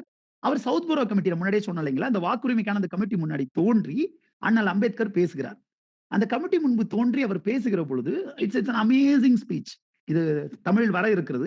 இது ஏற்கனவே பாபா சாஹிப்பின் தொகுக்கப்பட்ட படைப்புகள் BAWS சொல்லப்படுகின்ற தொகுப்புகளில் இந்த உரைகள் இருக்கிறது. நீங்கள் ஒவ்வொரு சட்டமானவரும், ஒவ்வொரு இந்திய குடிமகனும் படிக்க வேண்டிய அந்த உரையாடல். அந்த உரையாடலில் அம்பேத்கர் மிக முக்கியமான விஷயங்களை பேசுகிறார். அவர் என்ன சொல்கிறார், நாங்க தேர்தலில் பங்கேற்பதற்கான கல்வி எங்களுக்கு இல்லை என்று சொல்கிறீர்கள், சொத்துரிமை இல்லைன்னு சொல்றீங்க, நீங்க எல்லாம் பங்கேற்றா இந்த அரசியல் கெட்டு போய்விடும், படிக்காதவங்களும் பணம் இல்லாதவங்களும் வாக்களித்தால் இல்ல பெண்கள் வாக்களித்தால் இந்த அரசியல் கெட்டு போய்விடும், இது நியாயமான முறையான அரசியலாக இருக்காது, ஜனநாயகமாக இருக்காதுன்னு சொல்றீங்க. அவர் கேட்கிற முதல் கேள்வி ரொம்ப முக்கியமான கேள்வி. வாய்ப்பு தந்தால்தானே அரசியலில் பங்கேற்க முடியும். வாய்ப்பே தராமல் எப்படி அரசியலில் பங்கேற்க முடியும்? இது முதல் கேள்வி. அடுத்தவர் என்ன சொல்கிறார்? சொத்து இருந்தால் தேர்தலில் வாக்களிக்கலாம் நீங்க சொல்றீங்க. ஒரு தலித் சமூகத்தை சேர்ந்த ஒரு பெண் தர்பூசணி விற்க கூட முடியாமல் மும்பையில் தர்பூசணி விற்றதற்காக கைது செய்து சிறையில் அடைத்த கொடுமை நடந்திருக்கிறது. நாங்கள் விரும்பிய தொழிலை செய்யாமல் எங்களை நீங்க தடுத்துக் கொண்டிருக்கிறீர்கள். அப்படிப்பட்ட சூழலில் எங்களால் எப்படி சொத்து சேர்க்க முடியும்? காலங்காலமாக எங்களுக்கு நீங்கள் கல்வியை மறுத்துக் கொண்டே வந்திருக்கிறீர்கள். பெண்களுக்கும் கல்வி மறுக்கிறீர்கள், தலித்துகளுக்கும் மறுக்கிறீர்கள், பிற்படுத்தப்பட்டோருக்கும் மறுக்கிறீர்கள், பழங்குடியினருக்கும் கல்வி மறுக்கிறீர்கள். இப்படி பலதரப்பட்ட சமூகங்களுக்கு கல்வி மறுத்துவிட்டு அவங்களுக்கு கல்வி கொடுக்காம நீ படிச்சிருந்தாதான் உனக்கு வாக்குரிமை அப்படி என்பது எப்படி நியாயமாக இருக்க முடியும் என்று அவர் கேட்கிறார். இன்னொன்று சொல்கிறார், சைமன் கமிஷன் படி சொல்கிறார், வாக்குரிமை என்பது சலுகை கிடையாது, அது உரிமை அப்படி என்கிறார். அவர் ஒரு முக்கியமான ஒரு 3 விஷயங்களை கவனப்படுத்துகிறார். பொருளாதார ரீதியாக எங்களை அடிமைப்படுத்தி வைத்திருக்கிறீர்கள், பொருளாதார ரீதியாக எங்களுக்கு அதிகாரம் தராமல் மறுத்து வைத்திருக்கிறீர்கள், சமூக ரீதியாக இந்த மக்களை அடிமைப்படுத்தி வைத்திருக்கிறீர்கள், அரசியல் ரீதியாக அடக்குமுறை கைக்கொள்கிறீர்கள். இப்படியெல்லாம் செய்கிற பொழுது எங்கள் சமூகம் எப்படி விழிப்படையும்? இந்த சாதாரண மக்கள் எப்படி விழிப்படைவார்கள்? அவர்கள் தேர்தலில் பங்கேற்க வேண்டும். எங்களுடைய வாழ்க்கையை, எங்களுடைய தலையெழுத்தை தீர்மானிக்கிற ஒரு விஷயத்தில் நாங்கள் பங்கேற்காமல் எப்படி இருக்க முடியும்? இவர்கள் வாக்குரிமையை ஒழுங்காக பயன்படுத்துவார்களா என்று கேட்கிற பொழுது கண்டிப்பாக பயன்படுத்துவார்கள். ஒரு தலித் தன்னுடைய வாழ்க்கையில் அனுபவிக்கிற துயரங்கள், அதனால் அவருக்கு ஏற்பட்டிருக்க விழிப்புணர்வால் இந்த அதிகாரம் தன்னை அடுத்தடுத்த இடத்திற்கு நகர்த்தும் என்கிற தெளிவு அவருக்கு இருக்கும். அதனால் கண்டிப்பாக இந்த வாக்குரிமை ஒழுங்காக பயன்படுத்துவார்கள் என்று கேட்கிற பொழுது 1920 இந்த கேள்வி கேட்கப்படுகிறது, 30 நினைக்கிறேன் சைமன் கமிஷன் தான் கேள்வி கேட்கப்படுகிறது. நன்றா ஒரு வரலாற்று முக்கியத்துவம் வாய்ந்த கேள்வி. இந்த வாக்குரிமை யுனிவர்சல் பிரான்சஸாக இருக்க வேண்டுமா, அனைவருக்கும் வாக்குரிமையாக இருக்க வேண்டுமா என்கிற கேள்வி கேட்கப்படுகிற பொழுது அண்ணல் அம்பேத்கர் சொல்கிறார், ஆமாம் அனைவருக்கும் வாக்குரிமை வேண்டும். இந்த அனைவருக்கும் என்கிற வரையில் தலித்துகள் மட்டும் வருவார்களா என்ற அண்ணல் அம்பேத்கரை பார்த்து கேட்கிற பொழுது இல்லை, இந்த அனைவரும் என்கிற வரையறையில் நான் தலித்துகளை மட்டும் சொல்லவில்லை, நான் பெண்களை சொல்கிறேன், பழங்குடியினரை சொல்கிறேன், பிற்படுத்தப்பட்டவரை சொல்கிறேன், அனைத்து மக்களையும் சொல்கிறேன், அனைத்து வயது வந்தவருக்கும் வாக்குரிமை வேண்டும் என்று சொல்கிறார். இன்னும் ஒரு முக்கியமான ஒரு வாசகத்தை மட்டும் சொல்லிவிட்டு நான் இந்த உரையினுடைய அடுத்த கட்டத்திற்கு போகிறேன், அதனோடு இந்த உரை முடிந்துவிடும். ஆனால் அம்பேத்கர் சொல்கிற அந்த வார்த்தையை நாம் மனதில் இருத்திக் கொள்ள வேண்டும். நம்ம எப்பயுமே அரசியல் என்பதை, வாக்காளர்கள் என்பதை தேர்தல் எலெக்ஷன்ஸ் ஒன்லி டெமோக்ரசி என்று பல்வேறு டெமோக்ரசிகள் விமர்சிக்கப்படுகின்றன. ஆனால் எலெக்ஷன்ஸ் என்பது ஒரு சிஸ்டம், ஒரு ப்ராசஸ், அவ்வளவுதான். ஆனால் அதை தாண்டி அதற்கு ஒரு டியூ ப்ராசஸ் ஒன்று இருக்கு, எக்ஸிகியூட்டிவ் ஒன்று இருக்கு, பார்லிமெண்ட் ஒன்று இருக்கு. அது எப்படி நடக்க வேண்டும் என்கிற ஒரு விவாதம், ஒரு உரையாடல் தொடர்ந்து நடந்து கொண்டே இருக்கிறது. அதில் அம்பேத்கர் ஒரு முக்கியமான வாதத்தை முன்வைக்கிறார். சட்டமன்றம், நாடாளுமன்றம் என்பது பல்வேறு தரப்பட்ட மக்களின் அருங்காட்சியகம் கிடையாது. தலித்துகள் கொஞ்சம் பேர், கிறிஸ்டியன்ஸ்ல கொஞ்சம் பேரு, பெண்கள்ல கொஞ்சம் பேரு, முஸ்லிம்ஸ்ல கொஞ்சம் பேரு, பிற்படுத்தப்பட்டவர்கள் கொஞ்சம் பேர், அப்படி இந்த கொஞ்சம் கொஞ்சமா காட்சிக்கு வச்சுட்டு நீங்க நினைப்பதை செய்து கொள்வதற்கு இடம் கிடையாது. அங்குதான் எல்லாருடைய தலையெழுத்தும் தீர்மானிக்கப்படுகிறது. அங்குதான் மகத்தான வரலாற்று போர்கள் நிகழ்த்தப்படுகின்றன. அங்குதான் உரிமைகள் வென்றெடுக்கப்படுகின்றன. அந்த இடத்தில் உட்கார்பவர்கள் வெறும் அருங்காட்சியகத்தாட்களாக இருக்கக்கூடாது. அவர்கள் தங்கள் மக்களுக்கு பேசுகிறவர்களாக, தங்களுடைய வரலாற்றை தீர்மானிப்பவர்களாக, வெறும் அருங்காட்சியக பொருள்களாக இல்லாமல் அதை தாண்டிய ஒரு செயல்பாடு சார்ந்தவர்களாக இருக்க வேண்டும். அப்ப அவர்களை வாக்களிக்கிற மக்கள் வேண்டும். அதனால் அனைவருக்கும் வாக்குரிமை வேண்டும். It's a beautiful prose. நீங்க அதை படித்து பார்க்க வேண்டும். அந்த சவுத்புரா கமிட்டி முன்னாடியும், சைமன் கமிஷன் முன்னாடியும் இன்னொரு இடத்தில் சொல்லுவார், I don't exactly remember the topic of that essay, but federation versus freedom நினைக்கிறேன். ஒரு குறிப்பிட்ட அந்த எஸ்ஏவில் சொல்லுவார், இது கூட அந்த ஆர்டிகல் 15 படத்துல டயலாக் வரும். அவர் சொல்லுவார், நாம எல்லாம் சேர்ந்து வாக்களிக்கல, சேர்ந்து சட்டமன்றங்கள் இயங்குகலன்னா where is this question of common citizenship? சேர்ந்து இயங்க முடியாமல் போனால் நாம எல்லாம் எப்படி ஒரு காமன் சிட்டிசன்ஸா இருக்க முடியும்? அப்படி இல்லாவிட்டால் நாம் எப்படி இந்தியர்களாக இருக்க முடியும்? we are firstly and lastly Indians என்கிற அந்த வரி, அம்பேத்கருடைய வரி வாக்குரிமை சார்ந்துதான் வருகிறது. ஒரு வாக்குரிமை என்பதும் அரசியல் பிரதிநிதித்துவம் என்பதும் காமன் சிட்டிசன்ஷிப்புக்கான ஒரு அடிப்படை, ஒரு பொதுவான குடியுரிமைக்கான அடிப்படை. அந்த அடிப்படை அதை சார்ந்துதான் அமைய வேண்டும் என்று அவர் பார்வையை முன்வைத்தார். அந்த பாதையுடைய அடுத்தடுத்த கட்டத்தில் திருப்பி அம்பேத்கர் வருவார். எலெக்ஷன் கமிஷனை பத்தி நம்ம பேசும்பொழுது வருவார். இப்போதைக்கு நம்ம இந்த இந்த உரையில் ஒரு 3-4 விஷயங்களைத்தான் இதுவரை நாம் மனசில் வச்சுக்கிறோம். ஏன் அந்த குறிப்பிட்ட சமூகத்தில் இருந்து அந்த குறிப்பிட்ட மக்கள் இருந்து ஆட்கள் வர வேண்டும்? ஏன் அவங்களுக்கு வாக்குரிமை வேண்டும்? அவர்கள் தலையெழுத்தை அவர்கள் தீர்மானிக்க வேண்டும். கல்வியும் வேலை வாய்ப்பும் இன்னபிறவும் மறுக்கப்பட்டால் அதை வென்றெடுப்பதற்கான ஒரு வழி அரசியலில் பங்கெடுப்பது. அது இல்லாமல் அது சாத்தியம் கிடையாது. சமூக சீர்திருத்தையும் அரசியலை கொண்டுதான் செய்ய முடியும். அப்ப அந்த அரசியல் பங்கேற்க வேண்டும் என்றால் தேர்தல் அரசியலுக்கு வர வேண்டும். தேர்தல் அரசியலுக்கு வருவது என்பது வெறும் தேர்தலில் வெற்றுவது மட்டும் கிடையாது. யார் தங்களுடைய குரலை பேச வேண்டும், யார் பங்கெடுக்க வேண்டும் என்பதை முடிவு செய்ய வேண்டும். அதை வேறு ஒரு தரப்பு முடிவு செய்யக்கூடாது. அதை பாதிக்கப்படுகிற அக்ரிவ்ட் பார்ட்டிஸ் ஓட்டெடுப்பு நிகழ்த்த வேண்டும். அப்ப அதற்கு பெண்களாகட்டும், தலித்துகளாகட்டும், இன்னபிறராகட்டும் அவர்களுக்கு வாக்குரிமை வேண்டும் என்றெல்லாம் இந்த பார்வையில் முன்வைக்கப்பட்டிருக்கின்றன. இது எல்லாத்தோட ரொம்ப முக்கியமான விஷயம். இது வெறும் ஒரு அருங்காட்சியகம் கிடையாது. அதை தாண்டிய ஒன்று அப்படி என்பதை நம் நினைவில் நிறுத்திக் கொள்ளணும். அதை நீங்க வெவ்வேறு கான்டெக்ட்ல இன்னைக்கு இருக்கிற சூழலோட நீங்க பொருத்தி பல்வேறு வகைகளில் புரிந்து கொள்ளலாம். இது ஒரு பக்கம் அல்டுகெதர் இருக்கட்டும். இப்பதான் நம்முடைய இந்த 3வது மிக முக்கியமான இந்த உரையினுடைய நான் ஆரம்பத்தில் சொன்ன அந்த வரிக்கு நான் வருகிறேன். Indians have become voters even before they became citizens. How did this magic happen? நம்ம இந்தியா அரசியலமைப்பு சட்டம் உருவாக்கப்பட்டு இல்ல 1955 51 அதற்கு பிறகும் குடியுரிமை சட்டங்கள் சிட்டிசன்ஷிப் ஆக்ட்ஸ் வந்த அந்த காலத்தில் அது வருவதற்கு ரொம்ப காலத்திற்கு முன்பே இந்தியர்கள் வாக்காளர்களாக மாறி இருந்தார்கள். எலக்ட்ரல் ரோல்ஸ் ரெடியாக இருந்தது. யார் வாக்காளர்கள் என்பது தீர்மானிக்கப்பட்டிருந்தது. இந்த மேஜிக் எப்படி நடந்தது என்பதற்கான பதில் ஒரு 3 எழுத்தில் இருக்கிறது. CAS, constituent assembly secretariat. இந்த இந்த இந்த இந்த அமைப்பினிடம் இந்த பதில் இருக்கிறது. இந்த அமைப்பு இந்த செக்ரட்டரியேட், இந்த ஒரு செயலகம் எதற்காக உருவாக்கப்பட்டது? அரசியலமைப்பு சட்ட விவாதங்கள் நடந்த பொழுது அதில் நடக்கிற பல்வேறு விவாதங்களை முடிவெடுத்து அந்த டிராப்ட்ஸ் இது பண்ணி வெட் பண்ணி அதை திருப்பி செட் பண்ணிட்டு அந்த வரைவுகளை கொண்டு போய் கொடுத்து அதை வச்சு அரசியலமைப்பு சட்டத்தை உருவாக்குவதற்கான ஒரு அவை. இந்த அவை இருக்கிற பொழுது இதில் ஒரு குறிப்பு, சின்ன ஒரு குறிப்பு எழுதப்படுகிறது. என்ன குறிப்புனா, நம்ம இந்தியாவிற்கு விடுதலை கிடைத்த பிறகு தேர்தல் நடத்த வேண்டும். அதற்காக தேர்தலை நடத்த வேண்டும் என்றால் நமக்கு என்ன தேவை என்றால் அதற்கு வாக்காளர்கள் தேவை. அதுக்கு எலக்டோரல் ரோல் தேவை. அந்த ரோலை நம்ம உருவாக்கணும். அந்த வாக்காளருடைய அந்த வாக்காளர் பட்டியல் இருக்கு இல்லையா, அதை உருவாக்கணும். அதற்கான வேலையில் நாம இறங்கணும்னு முடிவு பண்றாங்க. அப்ப முடிவு பண்ணும் பொழுது நீங்க ரொம்ப ஆச்சரியமா கவனிக்கணும். ஒரு 3-4 விஷயங்களை நான் வச்சுக்கணும். முதல் விஷயம், அப்போது இந்தியாவில் 85% மக்களுக்கு படிப்பறிவு கிடையாது, கல்வி அறிவு கிடையாது. முதல் விஷயம். 2வது, கொடிய வறுமை. 90%க்கும் மேற்பட்ட மக்கள் கொடிய வறுமையில் இருந்தவர்கள். 2வது. 3வது, உலகப்போர் முடிந்து பிரிவினை முடிந்து பெரும் கலவரங்கள் இந்தியாவினுடைய பல்வேறு பகுதிகள், குறிப்பாக பஞ்சாப், டெல்லி, மேற்கு வங்கம், இன்றைக்கு இருக்கிற மேற்கு வங்கம், ஹைதராபாத்திலும் நடந்து கொண்டிருந்தது. 550 சமஸ்தானங்கள் இந்தியாவோட 552 சமஸ்தானங்கள் இந்தியாவோடு இணையாமல் இருந்தன.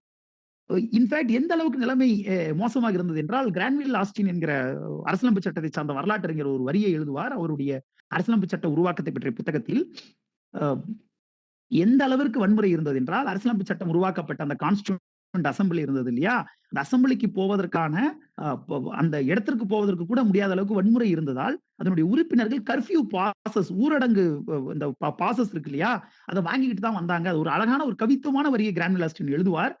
The fundamental rights were framed when fundamental wrongs were committed around. அடிப்படையான அநீதிகளும் தவறுகளும் இழைக்கப்பட்டுக் கொண்டிருந்த பொழுது அடிப்படை உரிமைகள் கட்டி எழுப்பப்பட்டன என்றவர் சொல்லுவார். இப்படிப்பட்ட ஒரு சூழல்ல தான் அரசியலமைப்பு சட்டம் இன்னும் ரெடி ஆகல. யார் சிட்டிசன் இன்னும் வரையறுக்கப்படல. Who is a citizen? யார் ஒரு இந்தியாவினுடைய குடிமக்கள் என்பதற்கான வரையறை விதிக்கப்படவில்லை. சட்டம் எதுவும் கையில கிடையாது. அரசாங்கம் எதையுமே சொல்லல. ஆனா கான்ஸ்டியூண்ட் அசம்பிளி செக்ரட்டரியேட்டில் இருந்த SN முகர்ஜி என்கிறவரும், HV பத்மநாபன் என்பவரும், PN ராவ், பனகல் நரசிங் ராவ், ஆனால் அம்பேத்கருக்கு அடுத்து அரசியலமைப்பு சட்டத்தை உருவாக்க ஒரு பெரிய ரோல் வகித்த ஒருத்தர். இவரை பத்தி இப்ப இளங்கோவன் ஒருத்தர் ஒரு புத்தகம் எழுதியிருக்காரு, நீங்க படிச்சு பார்க்கலாம். இவங்க எல்லாம் சேர்ந்துக்கிட்டு என்ன முடிவு பண்றாங்க? எலக்டோரல் ரோலை உருவாக்கணும்னு முடிவு பண்றாங்க. முடிவு பண்ணி ராஜேந்திர பிரசாத் அவர்களிடம் சொல்கிறார்கள். அவர் சரி நீங்க ஆரம்பிங்க அப்படிங்கிறாங்க. ஆரம்பிங்கன்னு சொன்ன உடனே கண்ணை முடிக்கிட்டு ஆரம்பிக்கல. இந்தியாவில் இருக்கிற பல்வேறு மாநிலங்களிடம் கருத்து கேட்கிறாங்க. நாங்க இந்த மாதிரி எல்லாருக்கும், இன்னொன்னு நீங்க கவனிச்சுக்கணும், அதுக்கு முன்னாடி வரைக்கும் வாக்காளர் பட்டியல்ங்கிறது இந்தியாவில் எல்லாருக்குமான வாக்காளர் பட்டியல் ஒன்று கிடையவே கிடையாது. கிறிஸ்தவர்களுக்கு ஒரு வாக்காளர் பட்டியல், முஸ்லிம்களுக்கு ஒரு வாக்காளர் பட்டியல், தலித்துகளுக்கு ஒரு வாக்காளர் பட்டியல், ஜாதி இந்துக்களுக்கு ஒரு வாக்காளர் பட்டியல், பெண்களுக்கு ஒரு வாக்காளர் பட்டியல், ஆங்கிலோ இந்தியன்ஸ்க்கு ஒரு வாக்காளர் பட்டியல், இப்படி தனித்தனி வாக்காளர் பட்டியல். எல்லாருக்கும் சேர்ந்த ஒரு வாக்காளர் பட்டியல் என்பது வரலாற்றிலேயே கிடையாது. அப்படிப்பட்ட ஒரு வாக்காளர் பட்டியல் உருவாக்கப்பட்டு, இன்னொன்னு நான் சொல்ல மறந்த ஒரு விஷயம், அனைவருக்கும் வாக்குரிமை என்பதை இந்தியாவில் எந்த தரப்புமே எதிர்க்கவில்லை, ஒரு சில தரப்பை தவிர. முஸ்லிம் லீக் ஆதரித்தது. காங்கிரஸ் 1931 இருந்து விடுதலையின் காலம் வரை தொடர்ந்து தீவிரமாக ஆதரித்தது. சோ அதில் எந்த இடத்திலுமே இந்திய மக்களும் இந்திய தலைவர்களும் வேறுபடவே இல்லை. எப்படி அதை பண்ணணுங்கிறது தான் நம்ம பாக்குற அந்த வரலாறு. ஒரு வாக்களி உரிமை எல்லாருக்கும் கொடுக்கணும் முடிவு பண்ணியாச்சு. வாக்காளர் பட்டியலை உருவாக்கணும். எப்படி உருவாக்குறது அப்படின்னும் பொழுது எல்லா ஊர்ல இருந்த அரசாங்கத்துக்கும் எல்லா மாநிலத்துல இருந்த அரசாங்கத்துக்கும் லெட்டர் எழுதுறாங்க. லெட்டர் எழுதும் போது என்னென்னலாம் பண்ணலாம்னு சொல்லுங்கன்னும் பொழுது எப்படி வீட்டுக்கு நம்பர் போடுறது, முதல்ல என்ன பண்றாங்க, இந்த அரசாங்கத்துக்கு எழுதுறதுக்கு முன்னாடி ஒரு எக்கனாமிஸ்ட் மாதவான ஒருத்தரை கூப்பிட்டு, மைசூர் யூனிவர்சிட்டியில ப்ரொஃபஸரா இருக்காரு, எக்கனாமிக்ஸ் ப்ரொஃபசர், அவரை கூப்பிட்டு சென்சஸ் வச்சு இதை கணக்கெடுக்கலாமா இல்ல வேற தனியா கணக்கெடுக்கலாமான்னு கேட்கும் பொழுது, இல்ல சென்சஸ் வச்சு கணக்கெடுக்காதீங்க, குழப்பிரும். சென்சஸ் இல்லாம தனியா இதை வச்சு மட்டும் மக்கள் தொகையை கணக்கில் எடுத்துக்கொள்ளாமல் வாக்காளர் பட்டியலை தனியாக தயாரியுங்கள் என்று அவர் சொல்கிறார். அவர் சொல்ற இன்னொரு முக்கியமான காரணம், 1941 சென்சஸ் ஒழுங்கா இல்ல, அதனால அதை கணக்கில் எடுத்துக்காதீங்க அப்படிங்கிறாரு. அப்படி ஒரு எக்கனாமிக்ஸ் ப்ரொஃபசர் கருத்து வாங்கிட்டு அதுக்கப்புறம் என்ன பண்றாங்க, பல்வேறு மாநிலங்களுக்கு கடிதம் போடுறாங்க. கடிதம் போடும் பொழுது மெட்ராஸ் என்ன சொல்றாங்க, இப்ப எலெக்ஷன் லீவ் விடுறாங்க இல்லைங்களா, அந்த லீவ் வந்து நெகோசியபிள் இன்ஸ்ட்ருமெண்ட்ஸ் ஆக்ட் வழியா விடுவாங்க, உங்களுக்கு தெரிஞ்சிருக்கும். அந்த ஆக்ட் வழியா எல்லாருக்கும் எலெக்ஷன்ஸ்க்கு லீவ் விட்டு எலெக்ஷன் எல்லாருடைய பேரையும் லிஸ்ட் போடலாம் அப்படின்னு சென்னை சொல்கிறது. திருவிதாங்கூர் எனப்படுகின்ற திருவிதாங்கூர் மாநிலம் என்ன சொல்கிறது என்றால், நாம போயிட்டு அவங்கள வாங்க வாங்கன்னு கூப்பிட்டு இருக்க கூடாது, ஒவ்வொரு வீட்டுக்கும் போய் நாமளா போய் கணக்கெடுக்கணும். எங்க ஊர்ல நாங்க அப்படிதான் பண்ணியிருக்கோம். அதுக்கு முன்னாடி எங்க அனைவருக்கும் வாக்குரிமை இருந்தது ஒன்று. புதுக்கோட்டையிலும் அப்படி இருந்தது, போபாலிலும் அப்படி இருந்தது. அது போக 2 பேர் இருக்கணும். இப்போ ஒரு கிறிஸ்டியன் ஏரியாவுக்கு போறோம்னா ஒரு கிறிஸ்டியன் இந்து 2 பேருமே இருக்கணும்.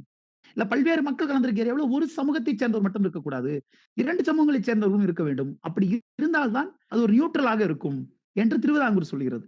அப்படி இந்த பல்வேறு இடங்களில் வந்த இந்த ஐடியாஸ் எல்லாம் எடுத்துக்கிட்டு அதையெல்லாம் தொகுத்து ஒரு இன்ஸ்ட்ரக்ஷன்ஸா 1948ல ஸ்டார்டிங்ல விட்டுறாங்க. இந்த இன்ஸ்ட்ரக்ஷன்ஸை பத்திரிகையில பப்ளிஷ் பண்றாங்க. எல்லாரும் இந்த வாக்காளர் பட்டியலை தயார் பண்ணுங்கிறாங்க. ஆனா கேள்வி என்னன்னா, எப்படி தயாரிக்கிறது? அரசியலமைப்பு சட்டம் இன்னும் வரல, சிட்டிசன்ஷிப் ஆக்ட் இல்லவே இல்லை. 47 அந்த சிட்டிசன்ஷிப் ப்ரொவிஷன்ஸ் இன்ட்ரோடியூஸ் பண்றாங்க. அது திருப்பி 1949ல தான் எடுத்துக்கிறாங்க விவாதத்துக்கு. நடுவுல ப்ரொவிஷன்ஸ் இல்ல, சட்டம் இல்ல, அப்புறம் எப்படி பண்றது? நீங்க பண்ணுங்க, சட்டம் வந்துரும். கணத்தக்கான மாதிரி தான் டிராஃப்ட் கான்ஸ்டிடியூஷனை காணும். கான்ஸ்டிடியூஷன் உருவாக்கிட்டு இருக்கு. இந்த சட்டத்தை வச்சுட்டு நீங்க வாக்காளர் பட்டியலை உருவாக்குங்க அப்படின்னு சொல்லிட்டு இன்ஸ்ட்ரக்ஷன்ஸ் கொடுக்குறாங்க.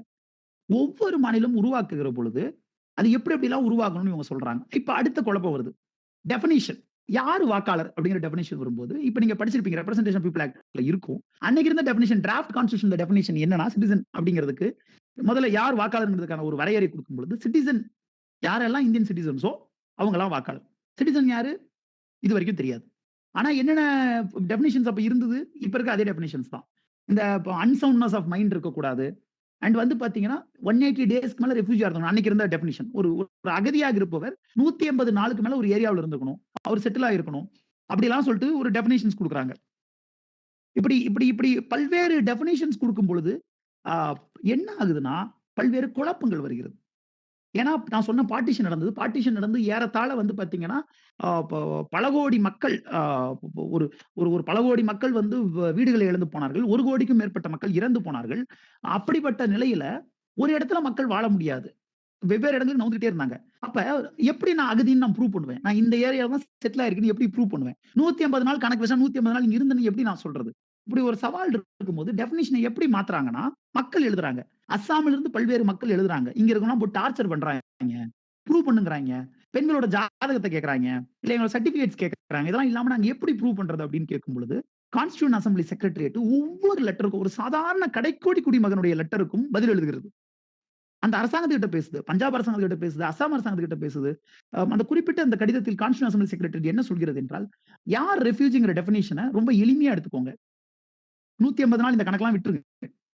யாரு ரெஃப்யூஜி அப்படின்னா, யார் வந்து ஒரு இடத்தில் கலவரம் நடந்ததா அந்த இடத்தை விட்டு நகர்ந்து இன்னொரு இடத்துக்கு வந்திருக்கிறாரோ, அல்லது கலவரம் நடக்கும்னு பயந்துக்கிட்டு ஒரு இடத்தை விட்டு நகர்ந்திருக்காரோ, அவர் தான் ரெஃப்யூஜி. இவங்க ரெஃப்யூஜி எப்படி தானே ரெஜிஸ்டர் பண்ணிக்கணும்?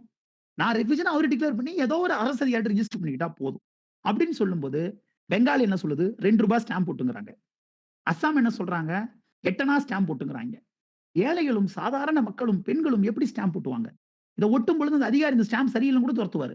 இப்படி பல பேருக்கு வாக்குரிமை மறுக்கப்பட்ட பொழுது திருப்பி கான்ஸ்டியூண்ட் அசம்பிளி செக்ரட்டரியேட்டுக்கு லெட்டர் எழுதுறாங்க. சார், எங்களுக்கு உரிமைகள் மறுக்கப்படுகிறது சார். எங்க குரலை கேட்க மாட்டாங்க சார். ஸ்டாம்ப் ஒட்டுக்கிறாங்க, இந்த பேப்பரை ஒட்டுங்கிறாங்க, இந்த ஃபார்மை கொண்டு போய் டிஸ்ட்ரிக்ட் மேஜிஸ்ட்ரேட் கிட்ட கொடுங்குறாங்க. எப்படி எங்களால இதை பண்ண முடியும் அப்படின்னு கேட்கும் பொழுது திருப்பி அரசாங்கம் அஸ்ஸாம் சீஃப் செக்ரட்டரிக்கு லெட்டர் எழுதுது. கான்ஸ்டியூண்ட் அசம்பிளி செக்ரட்டரியேட் பஞ்சாபுக்கு எழுதுகிறது, பெங்காலுக்கு எழுதுகிறது. அவங்களை கிளம்பி டெல்லிக்கே வர சொல்லுது. அவங்க கூட எழுதி உரையாடல் நிகழ்த்தி மிக தெளிவாக சொல்கிறார்கள், இப்படி நீங்கள் யாரிடமும் எந்த ஸ்டாம்பையும் ஒட்ட சொல்லக்கூடாது, யார்கிட்டையும் டிக்ளரேஷன் கொடுக்கறது அப்படியே வாங்கிக்கணும், பெண்கள் எல்லாரும் வரணும்னு கட்டாயப்படுத்தக்கூடாது, பெண்களுடைய குடும்ப தலைவரோ இல்ல அந்த குடும்பத்தில் இருக்கிற வேறொரு ஆண் கூட வந்து அவங்க பெயர்களை பதிவு செஞ்சுட்டு போலாம், அதையெல்லாம் நீங்க ஒத்துக்கணும் அப்படி என்று சொல்கிறார்கள்.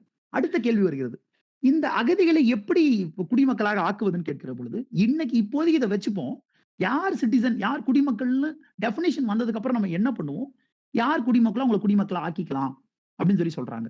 இதுக்காக உலகத்தில் இருக்க பல்வேறு நாடுகளுடைய அகதிகள் எப்படி டீல் பண்ணாங்கன்னு படிக்கிறாங்க.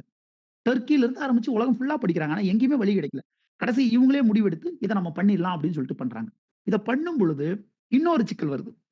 இந்த சிக்கல் என்னன்னா, உங்களுக்கு ஆச்சரியமாக இருக்கும், உங்களுக்கு சில பேருக்கு தெரிந்திருக்கலாம், இன்ஸ்ட்ருமெண்ட் ஆஃப் அசிஸ்டன்ட் சொல்லப்பட்ட பல்வேறு மாகாணங்கள் இல்ல பல்வேறு சமஸ்தானங்கள் இந்தியாவோட சேர்ந்த அந்த வரலாற்றிலே 3 முக்கியமான பிரிவுகள் மட்டும்தான் இந்தியா கூட இருக்கும். அந்தந்த மாகாணங்களுக்கு நிறைய சமஸ்தானங்களுக்கு அவங்களுக்குன்னே ஒரு அரசியலமைப்பு சட்டம் இருந்தது. அந்த சட்டங்கள் படிப்படியாக தானே அப்புறம் மெர்ஜாயி இங்க வந்தது. அது நம்ம எல்லாம் ஒரு நாள்ல ஒரே ஒரு சட்டத்தை ஏத்துக்கிட்டாங்க அப்படின்னு நினைக்கிறோம். அப்படி கிடையாது. அப்படி இருக்கிற பொழுது திருவிதாங்கூர் எனப்படுகின்ற திருவாங்கூரில் ஒரு முக்கியமான ஒரு சேலஞ்ச் இதற்கு வருகிறது. தேவிக்குளம், பீர்மேடு இந்த 2 பகுதியில் இருந்த சில லட்சம் தமிழர்கள் அவர்களுக்கு வாக்குரிமையை திருவிதாங்கூர் அரசாங்கம் மறுக்கிறது. திருவிதாங்கூருடைய சட்டத்தை எடுத்துக்கொண்டு, அது என்ன திருவிதாங்கூர் இன்ஸ்ட்ருமெண்ட்ஸ் ஆக்ட் நினைக்கிறேன், குறிப்பிட்ட ஒரு சட்டத்தை எடுத்துக்கொண்டு திருவிதாங்கூர் அரசாங்கம் என்ன சொல்கிறது என்றால், எங்கள் ஊரிலே இருக்கிற ஒருவரைத்தான் நாங்கள் சப்ஜெக்ட்ஸா எடுத்துப்போம், இங்க பர்மனண்டா செட்டில் ஆகிறவங்க தான், இவங்கெல்லாம் தொழில் பார்த்துட்டு ஓடி போயிருவாங்க வந்தேரியில், இவர்களை எல்லாம் சிட்டிசன்ஸாக நாங்கள் ஏற்றுக்கொள்ள முடியாது என்று இவர்கள் பதில் சொல்கிறார்கள். இவர்கள் பதில் சொன்ன உடனே இன்ட்ரெஸ்டிங்கான ஒரு விஷயம் நடக்கிறது. அரசியலமைப்பு சட்டத்தினுடைய டிராஃப்ட் கான்ஸ்டிடியூஷன் என்ன இருக்குதுன்னா, அந்தந்த மாநிலங்கள் தான் யார் வாக்காளர் என்பதை தீர்மானிக்கலாம் மாநில தேர்தல்களுக்கு அப்படின்னு சட்டம் இருக்கிறது. அதையெல்லாம் கோட் பண்ணுகிற பொழுது அதற்கு பதிலளிக்கிற வகையிலே இவர் கான்ஸ்டிடியூஷன் அசெம்பிளி செக்ரட்டரில இருந்து கடிதம் எழுதப்படுகிறது. இந்த கான்ஸ்டிடியூஷன் அசெம்பிளி செக்ரட்டரில இருந்து கடிதம் எழுதப்படுகிற பொழுது ஒரு 3 ப்ரொவிஷன்ஸ் எடுத்துக்கொள்ளப்படுகிறது. It's quite interesting. அந்த 3 ப்ரொவிஷன்ஸ் என்னன்னா, முதலில் 235(5) ஆஃப் டிராஃப்ட் கான்ஸ்டிடியூஷன், அடுத்தது கவர்மெண்ட் ஆஃப் இந்தியா ஆக்டினுடைய பிரிவு 198 நினைக்கிறேன், அந்த சட்டப்பிரிவு எடுத்துக்கொள்ளப்படுகிறது. அது எடுத்துக்கொள்ளப்பட்டது போக மூன்றாவதாக வரப்போகிற அரசியலமைப்பு சட்டத்தினுடைய 289 அப்படி என்கிற பிரிவு. இதை எடுத்துக்கொண்டு என்ன சொல்கிறது என்றால், இப்போ உங்களுக்கு நீங்க வந்து யார் சிட்டிசன் என்கிற டெபினிஷனை வந்து டிசைட் பண்ற அத்தாரிட்டி இந்தியன் கவர்மெண்ட்டுக்கு தான் இருக்கு. அது டிராஃப்ட் கான்ஸ்டிடியூஷன் நடந்துகிட்டு இருக்கு ஒண்ணு. இன்னொன்று, இவர்கள் இப்பகுதியை சாராதவர்கள் என்று முடிவு செய்து வாக்குரிமை மறுப்பதற்கு உங்களுக்கு எந்த உரிமையும் கிடையாது.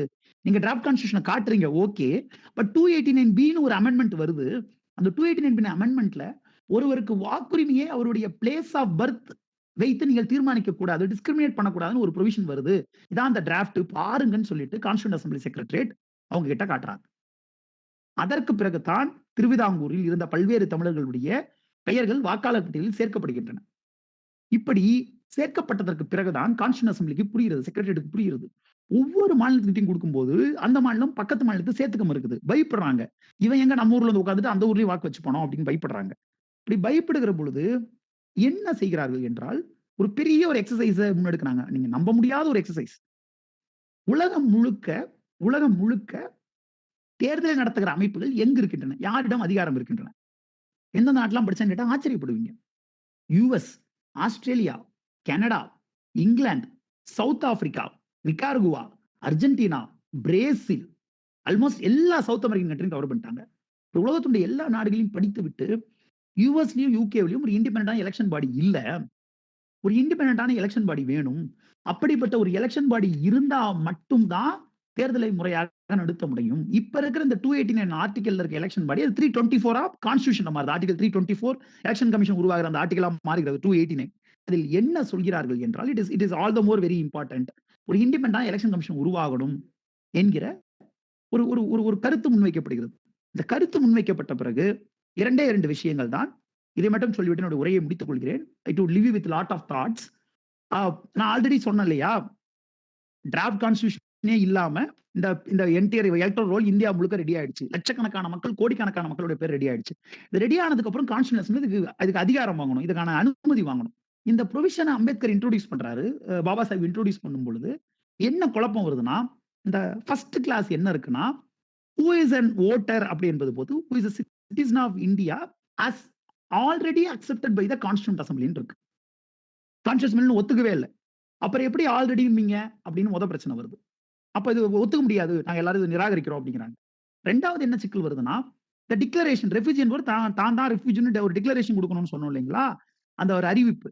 அந்த டிக்ளரேஷன், அந்த படிவத்தை கொடுக்கறது வந்து பாத்தீங்கன்னா என்ன இருக்குன்னா, who files a declaration இருக்கு. It is all the more very important. ஃபைல்ஸ்னா என்னது? ஒரு கையெழுத்தில் எழுதி கொடுக்க வேண்டும். இந்த ஃபைல்ஸ் என்னும் பொழுது ஓரலா இருக்கிற டிக்ளரேஷன், அப்புறம் ஃபைல்னா எல்லாருக்கும் ஸ்டாம்ப் போட்ட பிரச்சனை திரும்பி வந்துடும். அப்ப அண்ணல் அம்பேத்கர் என்ன பண்றாரு, 2 முக்கியமான அமெண்ட்மெண்ட்ஸ் கொண்டாரு. Already approved by the constituent assembly அப்படிங்கிற வேர்டை இந்த ஆல்ரெடி எடுத்துட்டாங்க.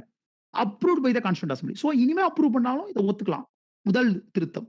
2வது திருத்தம் என்ன பண்றாருன்னா, who files அப்படின்னு இருக்கு இல்லையா, who files a declaration இருக்கு இல்லையா, இந்த ஃபைல்ஸ்க்கு பக்கத்துல ஒரு ஆர் போட்டு மேக்ஸ் ஏ டிக்ளரேஷன் கொண்டாரு. What a legal genius. அதாவது வாய்மொழியாக மேக்ஸ் அண்ட் ஓரல் அப்சர்வேஷன், ஒரு வாய்மொழியாக செய்தாலும் அதை ஏற்றுக்கொள்ளலாம். ஏன்னா இவ்வளவு விஷயத்தை கஷ்டப்பட்டு பண்ணிட்டோம். இத்தனை மக்களை, எல்லா மக்களையும் முடிந்த வரைக்கும் வாக்காளரா சேர்த்துட்டோம். சேர்த்ததுக்கு அப்புறம் அதை காலி பண்ற மாதிரி ஒரு முன்னெடுப்பு நடக்கும்போது சட்ட ரீதியாக அதை எப்படி டேக்கிள் பண்றது அப்படின்னு சொல்லிட்டு அவர் பண்ணி அதை தடுக்கிறார். அப்படி தடுத்ததால் தான் இன்றைக்கு இருக்கிற நம்முடைய பெரும்பான்மையானவர்கள் வாக்காளர்களாக, இந்திய குடிமக்கள் அனைவரும் வாக்காளர்களுக்கு ஒரு அற்புதம் இந்தியாவில் நடந்திருக்கிறது. இதற்கு கான்ஸ்டிடியூஷன் அசெம்பிளி செக்ரட்டரியேட்டுக்கும் தேங்க் பண்ணணும், அம்பேத்கருக்கும் தேங்க் பண்ணணும்.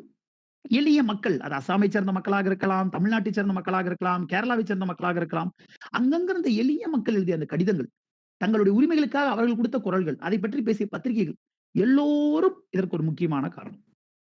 இறுதியாக இந்த 2 குறிப்புகளை மட்டும் சொல்லி இந்த உரையை நான் முடித்துக் கொள்ளலாம் என்று நினைக்கிறேன். எலக்ட்ரல் லிட்ரசி ஏன் அவசியம், நாம் எப்படிப்பட்ட பாதையை கடந்து இதை அடைந்திருக்கிறோம் என்பதை இந்த வரலாறும், இதில் எப்படி எல்லோரையும் சேர்த்துக் கொள்ள வேண்டும், எல்லோருக்கும் உரிமைகள் வேண்டும், அவர்களுக்கான தலையெழுத்தை அவர்களே தீர்மானிக்க வேண்டும் என்பதற்கான இந்த பயணத்திலே வந்து 2 இன்னும் முக்கியமான புள்ளிகள் இருக்கின்ற. அந்த 289 ஆர்டிகலை வந்து அம்பேத்கர் மாற்றுகிறார், நான் சொன்னேன் இல்லையா, he calls it as a radical change. அவர் என்ன சொல்கிறார் என்றால், கல்ச்சுரலாவும், லிங்குவிஸ்டிக்கலாவும், எத்னிக்கலாவும் அந்த மாநிலத்தை சேராமல் வேற ஒருத்தவங்க இருந்தாலும் அவங்களை வாக்காளர்கள் இடத்தை விட்டு நீக்குகிற செயல்பாடுகளை பல்வேறு மாநிலங்கள் புரிவதை நாம் பார்த்திருக்கிறோம். முன்ஷி அஸ்ஸாம் எக்ஸாம்பிளா சொல்றார். அவன் திருவாதாங்கரை சொல்லலாம், பஞ்சாபை சொல்லலாம், மெட்ராஸ் பிரசிடென்சி கூட ஹைதராபாத்ல இருந்து வந்த மக்களை ஏற்றுக்கொள்ள மாட்டேன்னு இருக்கிறாங்க. இப்படி பல்வேறு வகையில் தடுக்கிற பொழுது அதை சரி செய்வதற்காக ஒரு முன்னெடுப்பு. இன்னொன்று, ஒரு தனி கடைக்கோடி மனிதருக்கு வாக்குரிமை மறுக்கப்பட்டால் it is an injustice and strikes at the root of democracy என்ற அந்த உரையில் அண்ணல் அம்பேத்கர் குறிப்பிடுகிறார். அது மிகப்பெரிய அநீதி.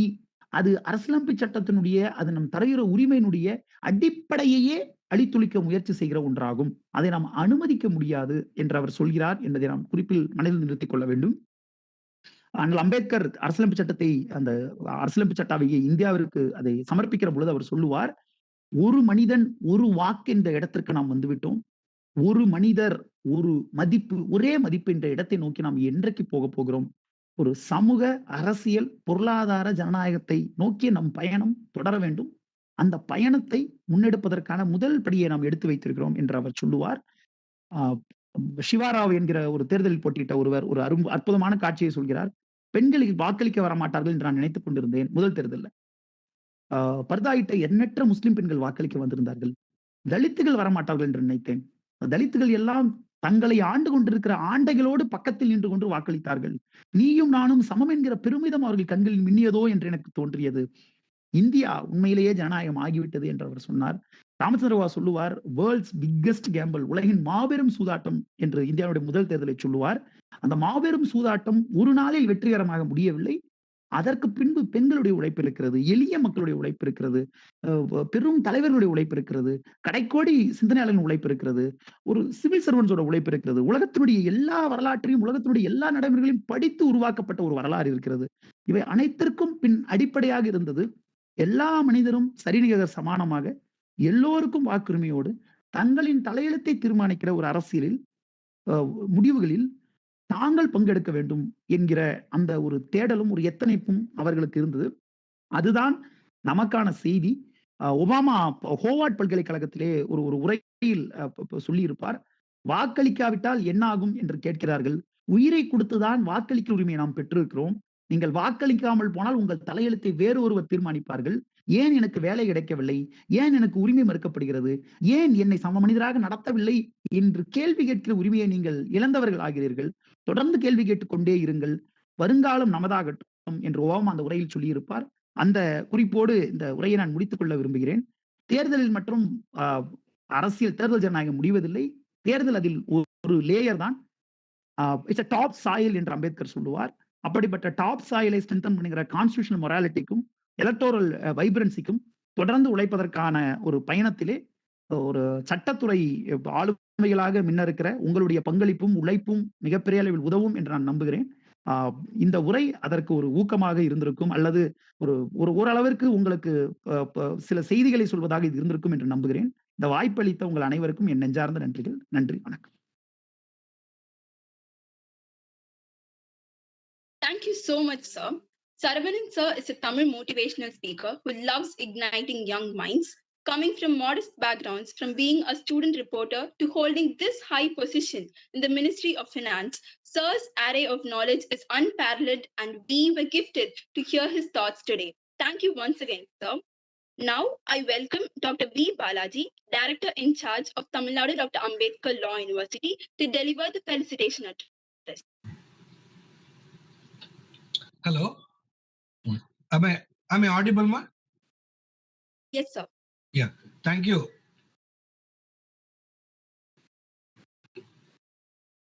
Yeah.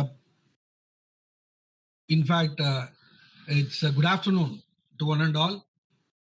Now, at the outset, I greet and welcome you all to this National Voters Day seminar on the electoral literacy for stronger democracy, organized by the NCC of Tamil Nadu Dr. Ambedkar Law University today. And I'm happy to welcome our Honorable Vice Chancellor, Dr. N. S. Santosh Kumar sir, and our Honorable Guest of Honor, Thiru Saravanan Puku, IRS Officer, Deputy Commissioner, Customs and Excise Department, Ministry of Finance. My esteemed colleague, Ranjit Oman, the Registrar of the University, and Captain Jaishankar of the NCC, and all the NCC cadets, the students, and all the directors, the School of Excellence in Law, and the students of School of Excellence in Law. Now, as they already mentioned by Mr. Ranjit, that Honorable Professor, Vice Chancellor, couldn't able to attend today, but however, he has sent his congratulatory message, and he also requested me to speak on his behalf. And our Vice Chancellor is the pillar of support for all these academic the matters, who gives very free hand to the faculty members to arrange these kind of seminars and programs which will give a wider knowledge to the students at large.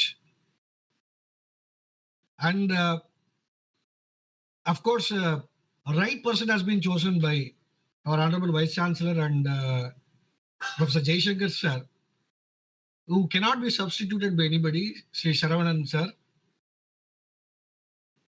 When I was reading his profile, a brief profile, I was astonished by, as Ranjit Oman has rightly pointed out, Registrar. So such a wonderful speaker, having great experience. And this is the first time, of course, I'm hearing his voice. I can, in fact, I cannot dwell on the subject anymore because he has already done, but a few things are there which I'll be making it in the final points, remarks from my side, from my end.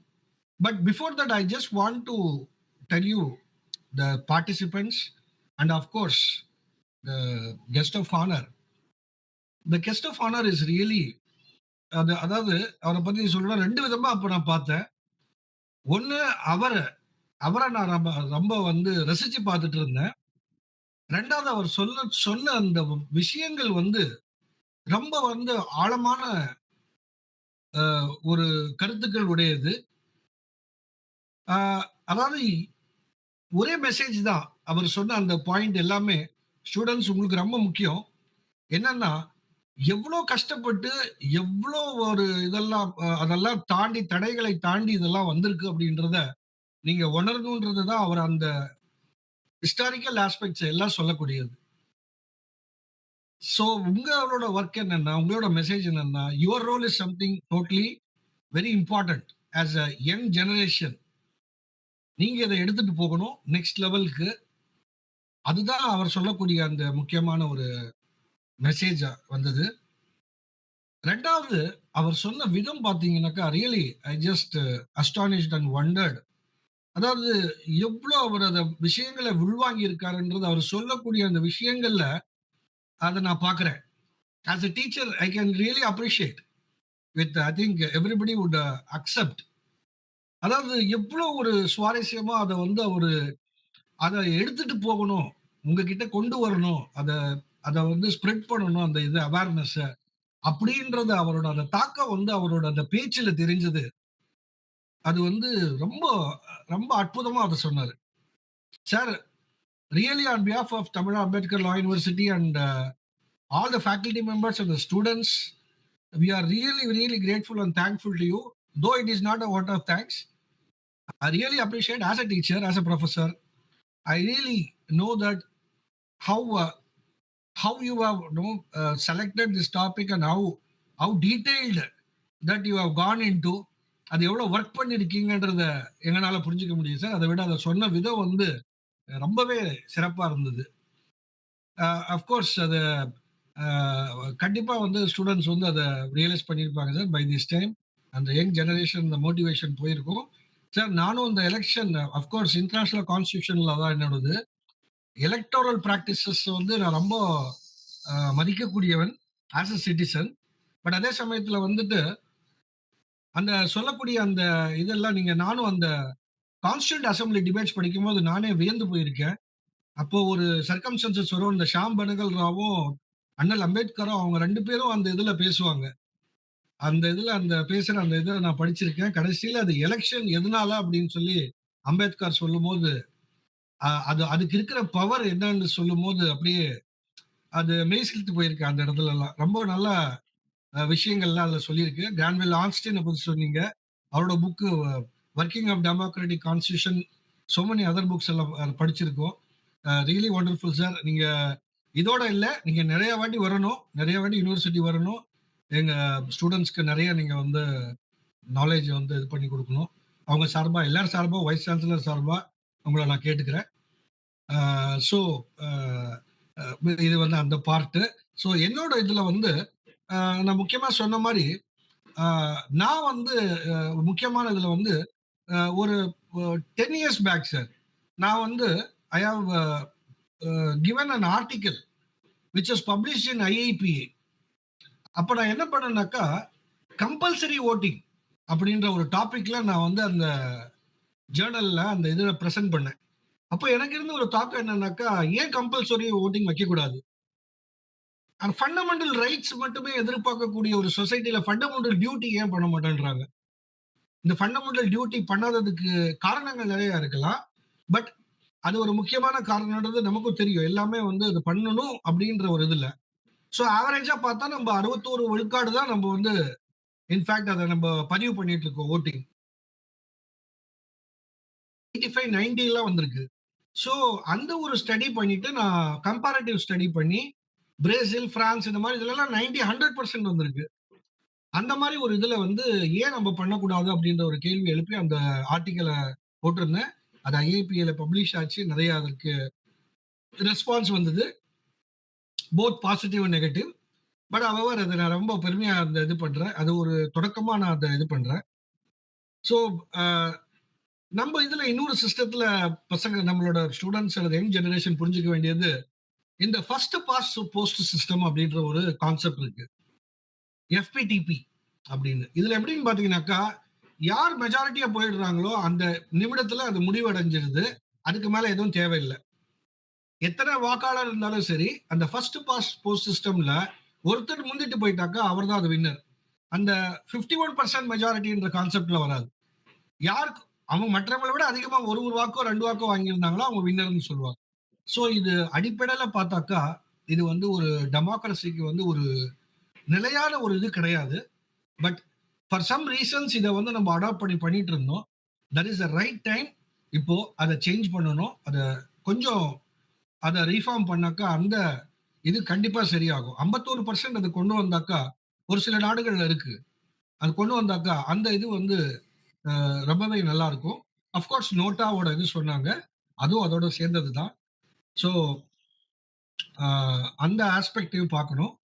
அந்த இன்னொன்னு வந்து educating த masses அது ரொம்ப முக்கியம். இப்போ அந்த அடுத்த இதுல ஏன்னா இப்ப இருக்க காலகட்டத்தில் பாத்தீங்கன்னாக்கா ஓட் ஃபார் கேஷ்ன்றது வந்து it is a death flow to democracy. அந்த எலக்டோரல் ப்ராசஸ் அது வந்து மக்களுக்கு எந்த அளவுக்கு புரிய ஆரம்பிச்சது நம்மளும் பாக்குறோம். வாட்ஸ்அப்ல வருது, எல்லாமே வருது எந்த அளவுக்கு இதுன்னு. பட் அது வந்து ஒரு சில இது வந்து அது நடைமுறையில ஒரு கன்வென்ஷனலாவே போயிட்டு இருக்கு. அந்த மைண்ட் செட்டை மாற்றணும். பீப்புளோட ஆட்டிடியூட சேஞ்ச் பண்ணணும். அதுக்கு நம்மளோட யங்ஸ்டர்ஸ் இந்த ஜெனரேஷனோட ரோல் வந்து ரொம்ப ரொம்ப ரொம்ப முக்கியமான ஒரு இது.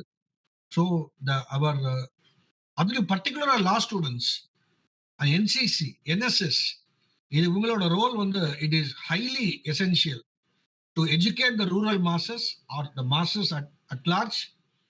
And you have to educate that what is the value of this fundamental duty of casting their votes, how valuable each vote is அப்படின்றத வந்து அவங்களுக்கு எடுத்துட்டு போறதுக்காக இந்த மெசேஜ் தான் முக்கியமான மெசேஜ். அது ஸ்டூடெண்ட்ஸ்க்கு எல்லாருக்கும் போய் சேர்ந்திருக்கும்னு நான் நம்புறேன். So with this I once again I thank our registrar Jayshankar who has taken the steps to organize this program and also brought in a right person. And on behalf of the Vice Chancellor, on behalf of all the faculty members, I really uh, greet them for organizing this function. And thanks for giving this wonderful opportunity. Thank you. Thank you, sir. Thank you, sir. Now, let us move on to the prize distribution ceremony, the most awaited part of the day. Tamil Nadu Dr. Ambedkar Law University NCC conducted National Voters Day online quiz competition. The competition was well received and saw 50 participants from colleges all over Chennai. We even had teams from Kollam and Coimbatore. The initial plan was to felicitate only top 2 teams, but due to tight fight and enthusiastic competition, we today have 3 winning teams. First, our chief guest of the day, Saravanan sir, to announce and congratulate the winners.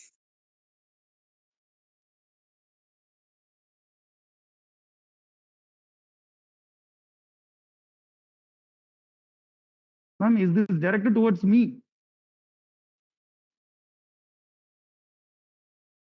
Yes, sir. Kindly.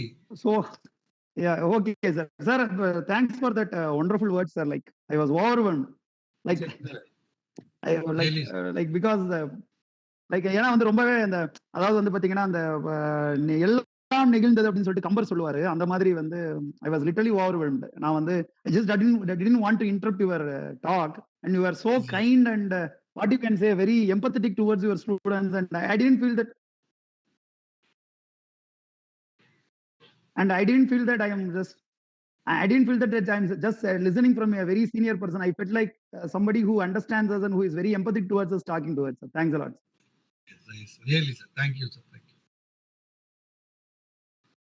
So, madam, like, sir, Jayshankar sir, நான் எப்படி sir announce பண்ணோம் இது? இல்ல, what should I do?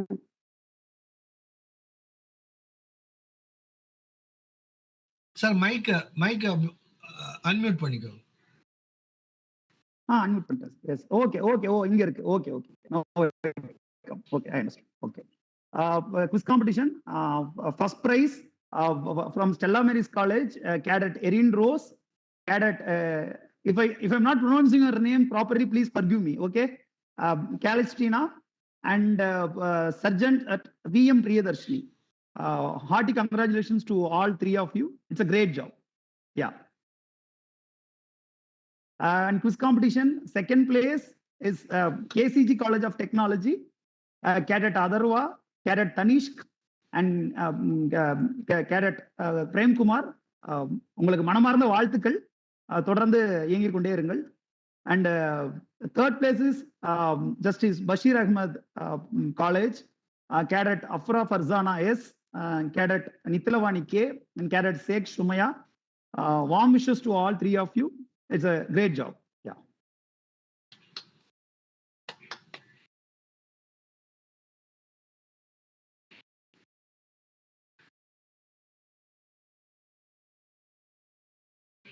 Sir, Jaishankar sir.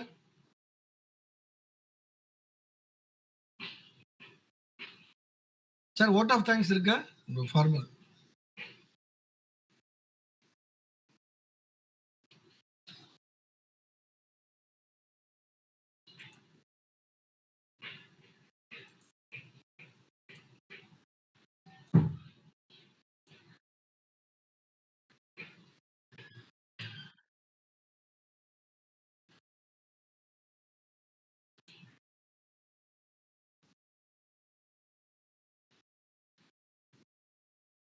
Good afternoon, sir.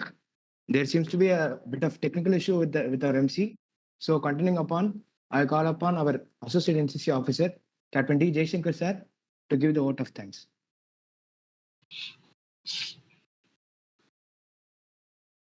Sir, Jaishankar sir, unmute பண்ணிக்கோங்க. Unmute. Sir, unmute பண்ணுங்க.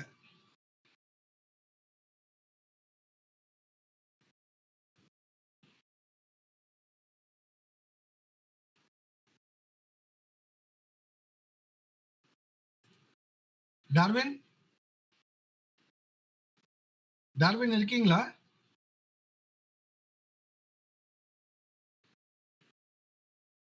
Sir, am I Joy. audible?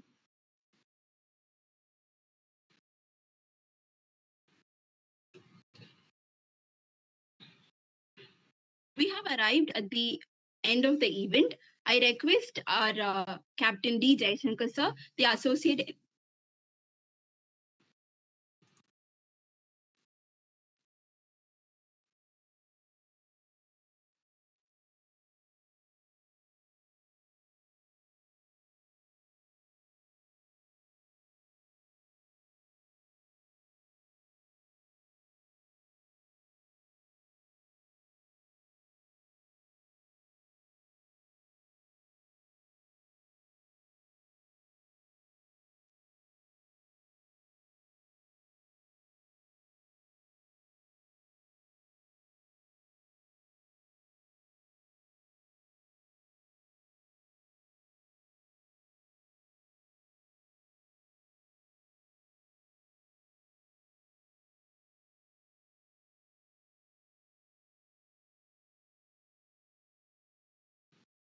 Sir, voice வரலையே.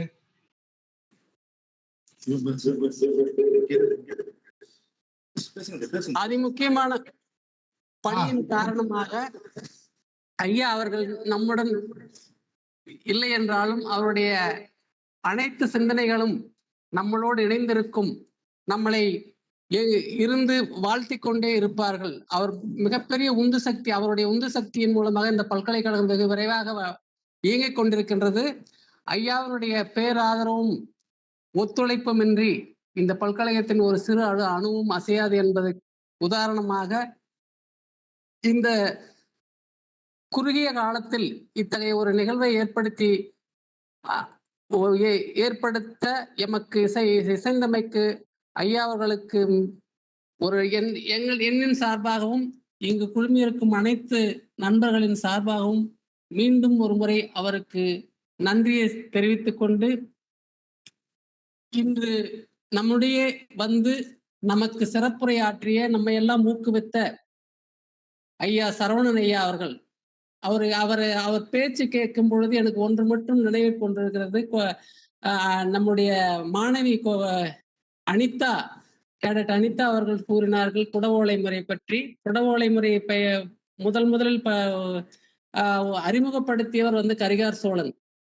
கரிகால் சோழனை பார்த்த அவருடைய வரலாற்றை படித்த ஞாபகம் எனக்கு அவருடைய பேச்சை கேட்கும் பொழுது எனக்கு நினைவுக்கு வருகிறது. கரிகால் சோழன் ஒரு முறை வந்து நம்ம அவருடைய அரசமையில் அமர்ந்திருக்கும் பொழுது இரு இரு இரு மாறுபட்ட சிந்தனை உள்ளார்கள். அவருடைய தீர்ப்புக்காக அவருடைய அரசனை நோக்கி வருகிறார்கள். அப்பொழுது அங்கே ஒரு சிறுவன் அங்கு அமர்ந்து கொண்டிருப்பதை பார்த்து, இவன் இந்த சிறுவனால் நமக்கு என்ன தீர்வு கொடுக்க முடியும் என்று திரும்பி செல்கிறார்கள். இதனை குறிப்பால் அறிந்து கொண்ட கரிகாலன் அந்த அவர்களை நிறுத்திவிட்டு நான் அரசரை அனுப்பி வைக்கிறேன் என்று சொல்லி சென்று உள்ளே சென்று மாறுவேடத்தில் வந்து அவருடைய பிரச்சனையை அணுகி அவருக்கு பிரச்சனை சரியான தீர்ப்பை வழங்குகிறான். அதற்கு பிறகுதான் தெரிகிறது அவர் வேறு யாரும் இல்லை, அவர்கள் முதலில் கண்ட அந்த சிறுவன் தான் என்று. தன்னுடைய 14 வயதிலேயே வந்து கரிகால் பல்லவன் வந்து இத்தகைய மிக குறிப்பால் உணர்ந்து தாமை காண வந்தவர்கள் ஏன் நம்மளை காணாமல் சென்று கொண்டிருக்கிறார்கள் என்பதை குறிப்பறிந்து அந்த அவருடைய பிரச்சனையும் அறிந்து அவர்களுக்கு ஒரு நல்ல தீர்ப்பையும் வழங்கிய கரிகால் சோழனை போல் நம்முடைய வயதில் மிக சிறியவராக இருந்தாலும் அனுபவத்தில் மிகப்பெரிய ஒரு அம்பேத்கரோ இல்ல ஒரு மிகப்பெரிய எனக்கு தெரிஞ்ச அம்பேத்கர் அளவுக்கு வந்து ஒரு ஒரு புதையல் அறிவின் ஒரு புதையல் வந்து இருப்பதாக தெரியவில்லை. அம்பேத்கரை இவர் பல்வேறு கோணங்களில் கலந்த ஆலோசித்திருக்கிறார். அத்தகைய மிகப்பெரிய அறிவு ஜீவி எல்லாம் வந்து ஒரு அனுபவ முதிர்ச்சி கொண்ட பூக்கு சரவணன் ஐயா அவர்களுக்கு தமிழ்நாடு டாக்டர் அம்பேத்கர் சட்ட பல்கலைக்கழகத்தின் சார்பாகவும் எங்கள் அனைவரின் சார்பாகவும் மீண்டும் ஒருமுறை நன்றியை கூறி, காலத்தினால் செய்த உறுதி சிறிதெனும் ஞாலத்தின் மானப்பெரிது என்ற வள்ளுவனின் கூற்றுக்கேற்ப ஐயா அவர்களை நான் அணுகிய போது நான் வந்து அவர்கள் யார் என்னன்னு எனக்கு இதுவரையும் தெரியாது. இந்த தருணத்தில் வந்து டாக்டர் தமிழ்மணி அவர்களையும் தமிழ்மணி அம்மையார் அவர்கள் ராயப்பேட்டை ஜிஹெச்ல வந்து சீஃப் சர்ஜனா இருக்காங்க. அவங்க நம்ம பேரண்ட்டும் கூட அவங்களை அணுகிய போது எங்களுக்கு இந்த மாதிரி வந்து ஒரு இது இருக்குது, யாராவது ஒரு பேச்சாளர் எனக்கு சொல்லணும்னே அவர் இமீடியட்டா நம்ம தம்பியை சொல்றேன்னு சொன்னாங்க. அவங்க வந்து ஒரு சின்ன பையனை சொல்ற மாதிரி தான் சொன்னாங்க. அப்படி சொல்லிட்டு அடுத்த செகண்டே அவர் போன்ல நான் ஐயா சார் நான் வந்து பேசுறேன் சார், நீங்க ஒன்றும் கவலைப்படாதீங்க, அத்தா சொல்லிட்டாங்க, நான் மறுக்க மாட்டேன்னு சொல்லிட்டாங்க. அத்தகைய ஒரு யதார்த்தமான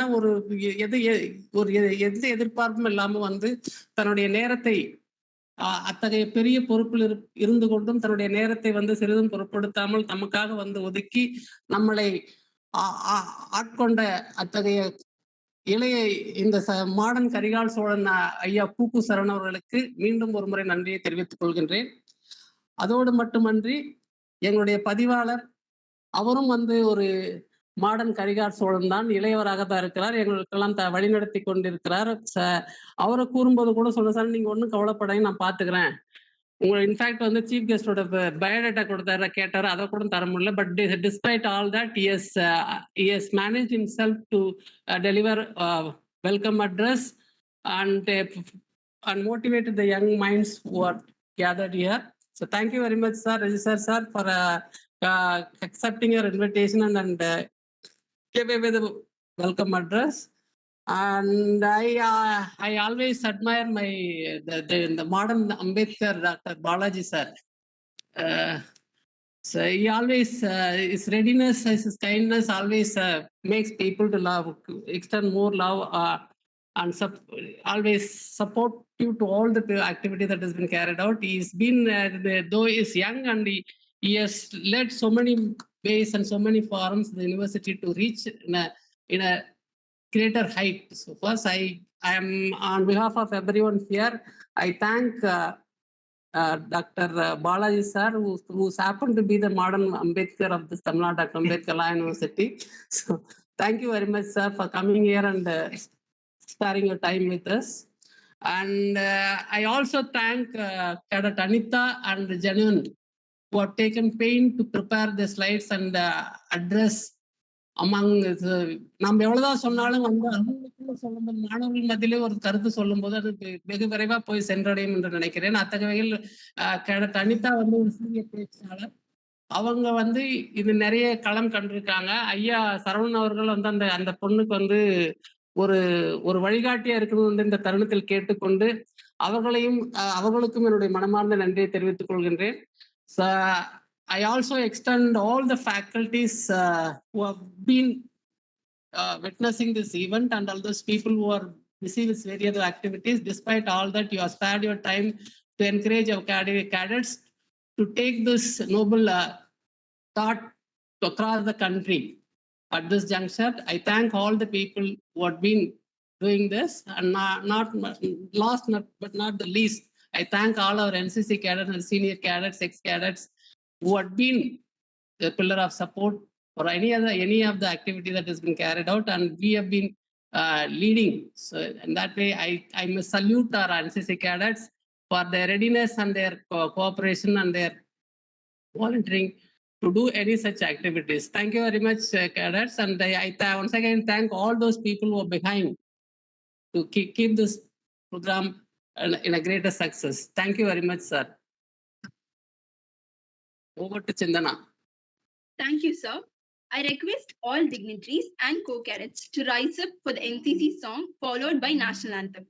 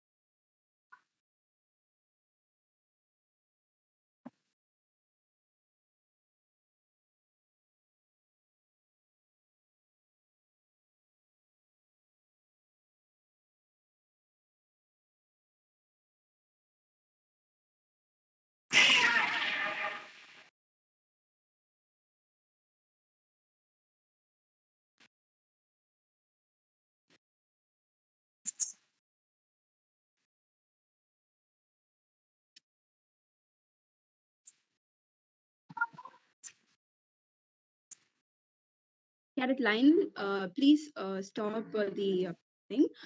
I think there are network issues, so we will sing the NCC song. I request all the cadets to unmute and sing along with us. हम सब भारतीय हैं, हम सब भारतीय भारतीय हैं,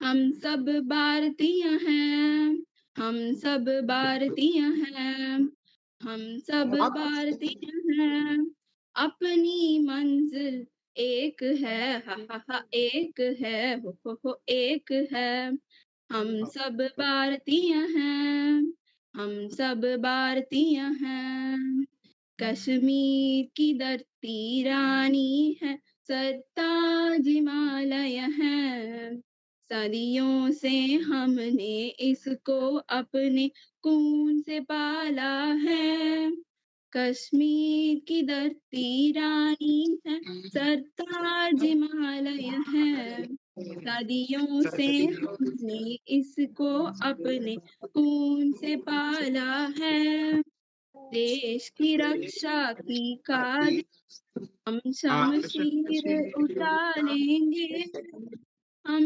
शमशीर उठा लेंगे, बिखरे बिखरे तारे हैं हम, लेकिन दिल एक है, हा हा हा एक है, हो एक है, हम सब भारतीय हैं, हम सब भारतीय हैं, हम सब भारतीय हैं, हम सब भारतीय हैं, अपनी मंजिल एक है, हा हा हा एक है, हो एक है, हम सब भारतीय हैं, हम सब भारतीय हैं, मंदिर गुरुद्वारे भी हैं यहाँ और मस्जिद भी है यहाँ। सदियों जाका है गरियाल कहीं, मुल्ला की कहीं है अजान। मंदिर गुरुद्वारे भी है यहाँ और मस्जिद भी है यहाँ। गिरजा का है गरियाल कहीं, मुल्ला की कहीं है अजान। एक ही अपना राम है, एक ही अल्लाह ताला है, एक ही अल्लाह ताला है। रंग बिरंगे दीपक हैं हम, एक जगमग एक है, हा हा हा एक है, हो एक है। हम सब भारतीय हैं, हम सब भारतीय हैं, हम सब भारतीय हैं, हम सब भारतीय हैं। अपनी मंजिल एक है, हा हा हा एक है, हो एक है।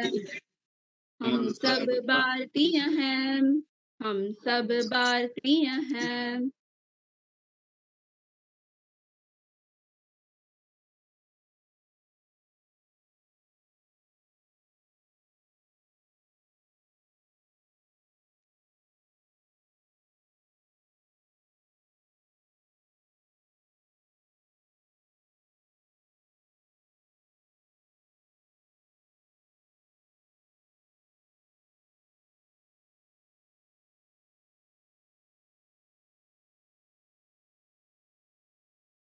It will be followed by the national anthem. I request all of us to sing together. Jana Gana मन अधिनायक जय हे, भारत भाग्य विधाता। पंजाब सिंध गुजरात मराठा द्राविड उत्कल बंगा, विंध्य हिमाचल यमुना गंगा उच्चल जलधि तरंगा। तब शुभ नामे जागे, तब शुभ आशीष मांगे, गाहे तब जय गाता। जन गण मंगलदायक जय हे, भारत भाग्य विधाता। जय हे जय हे जय हे, जय जय जय जय हे। Thank you. We have arrived at the end of the meet. I thank everyone for spending your time with us. Thank you, dignitaries. Thank you, co-cadets. Thank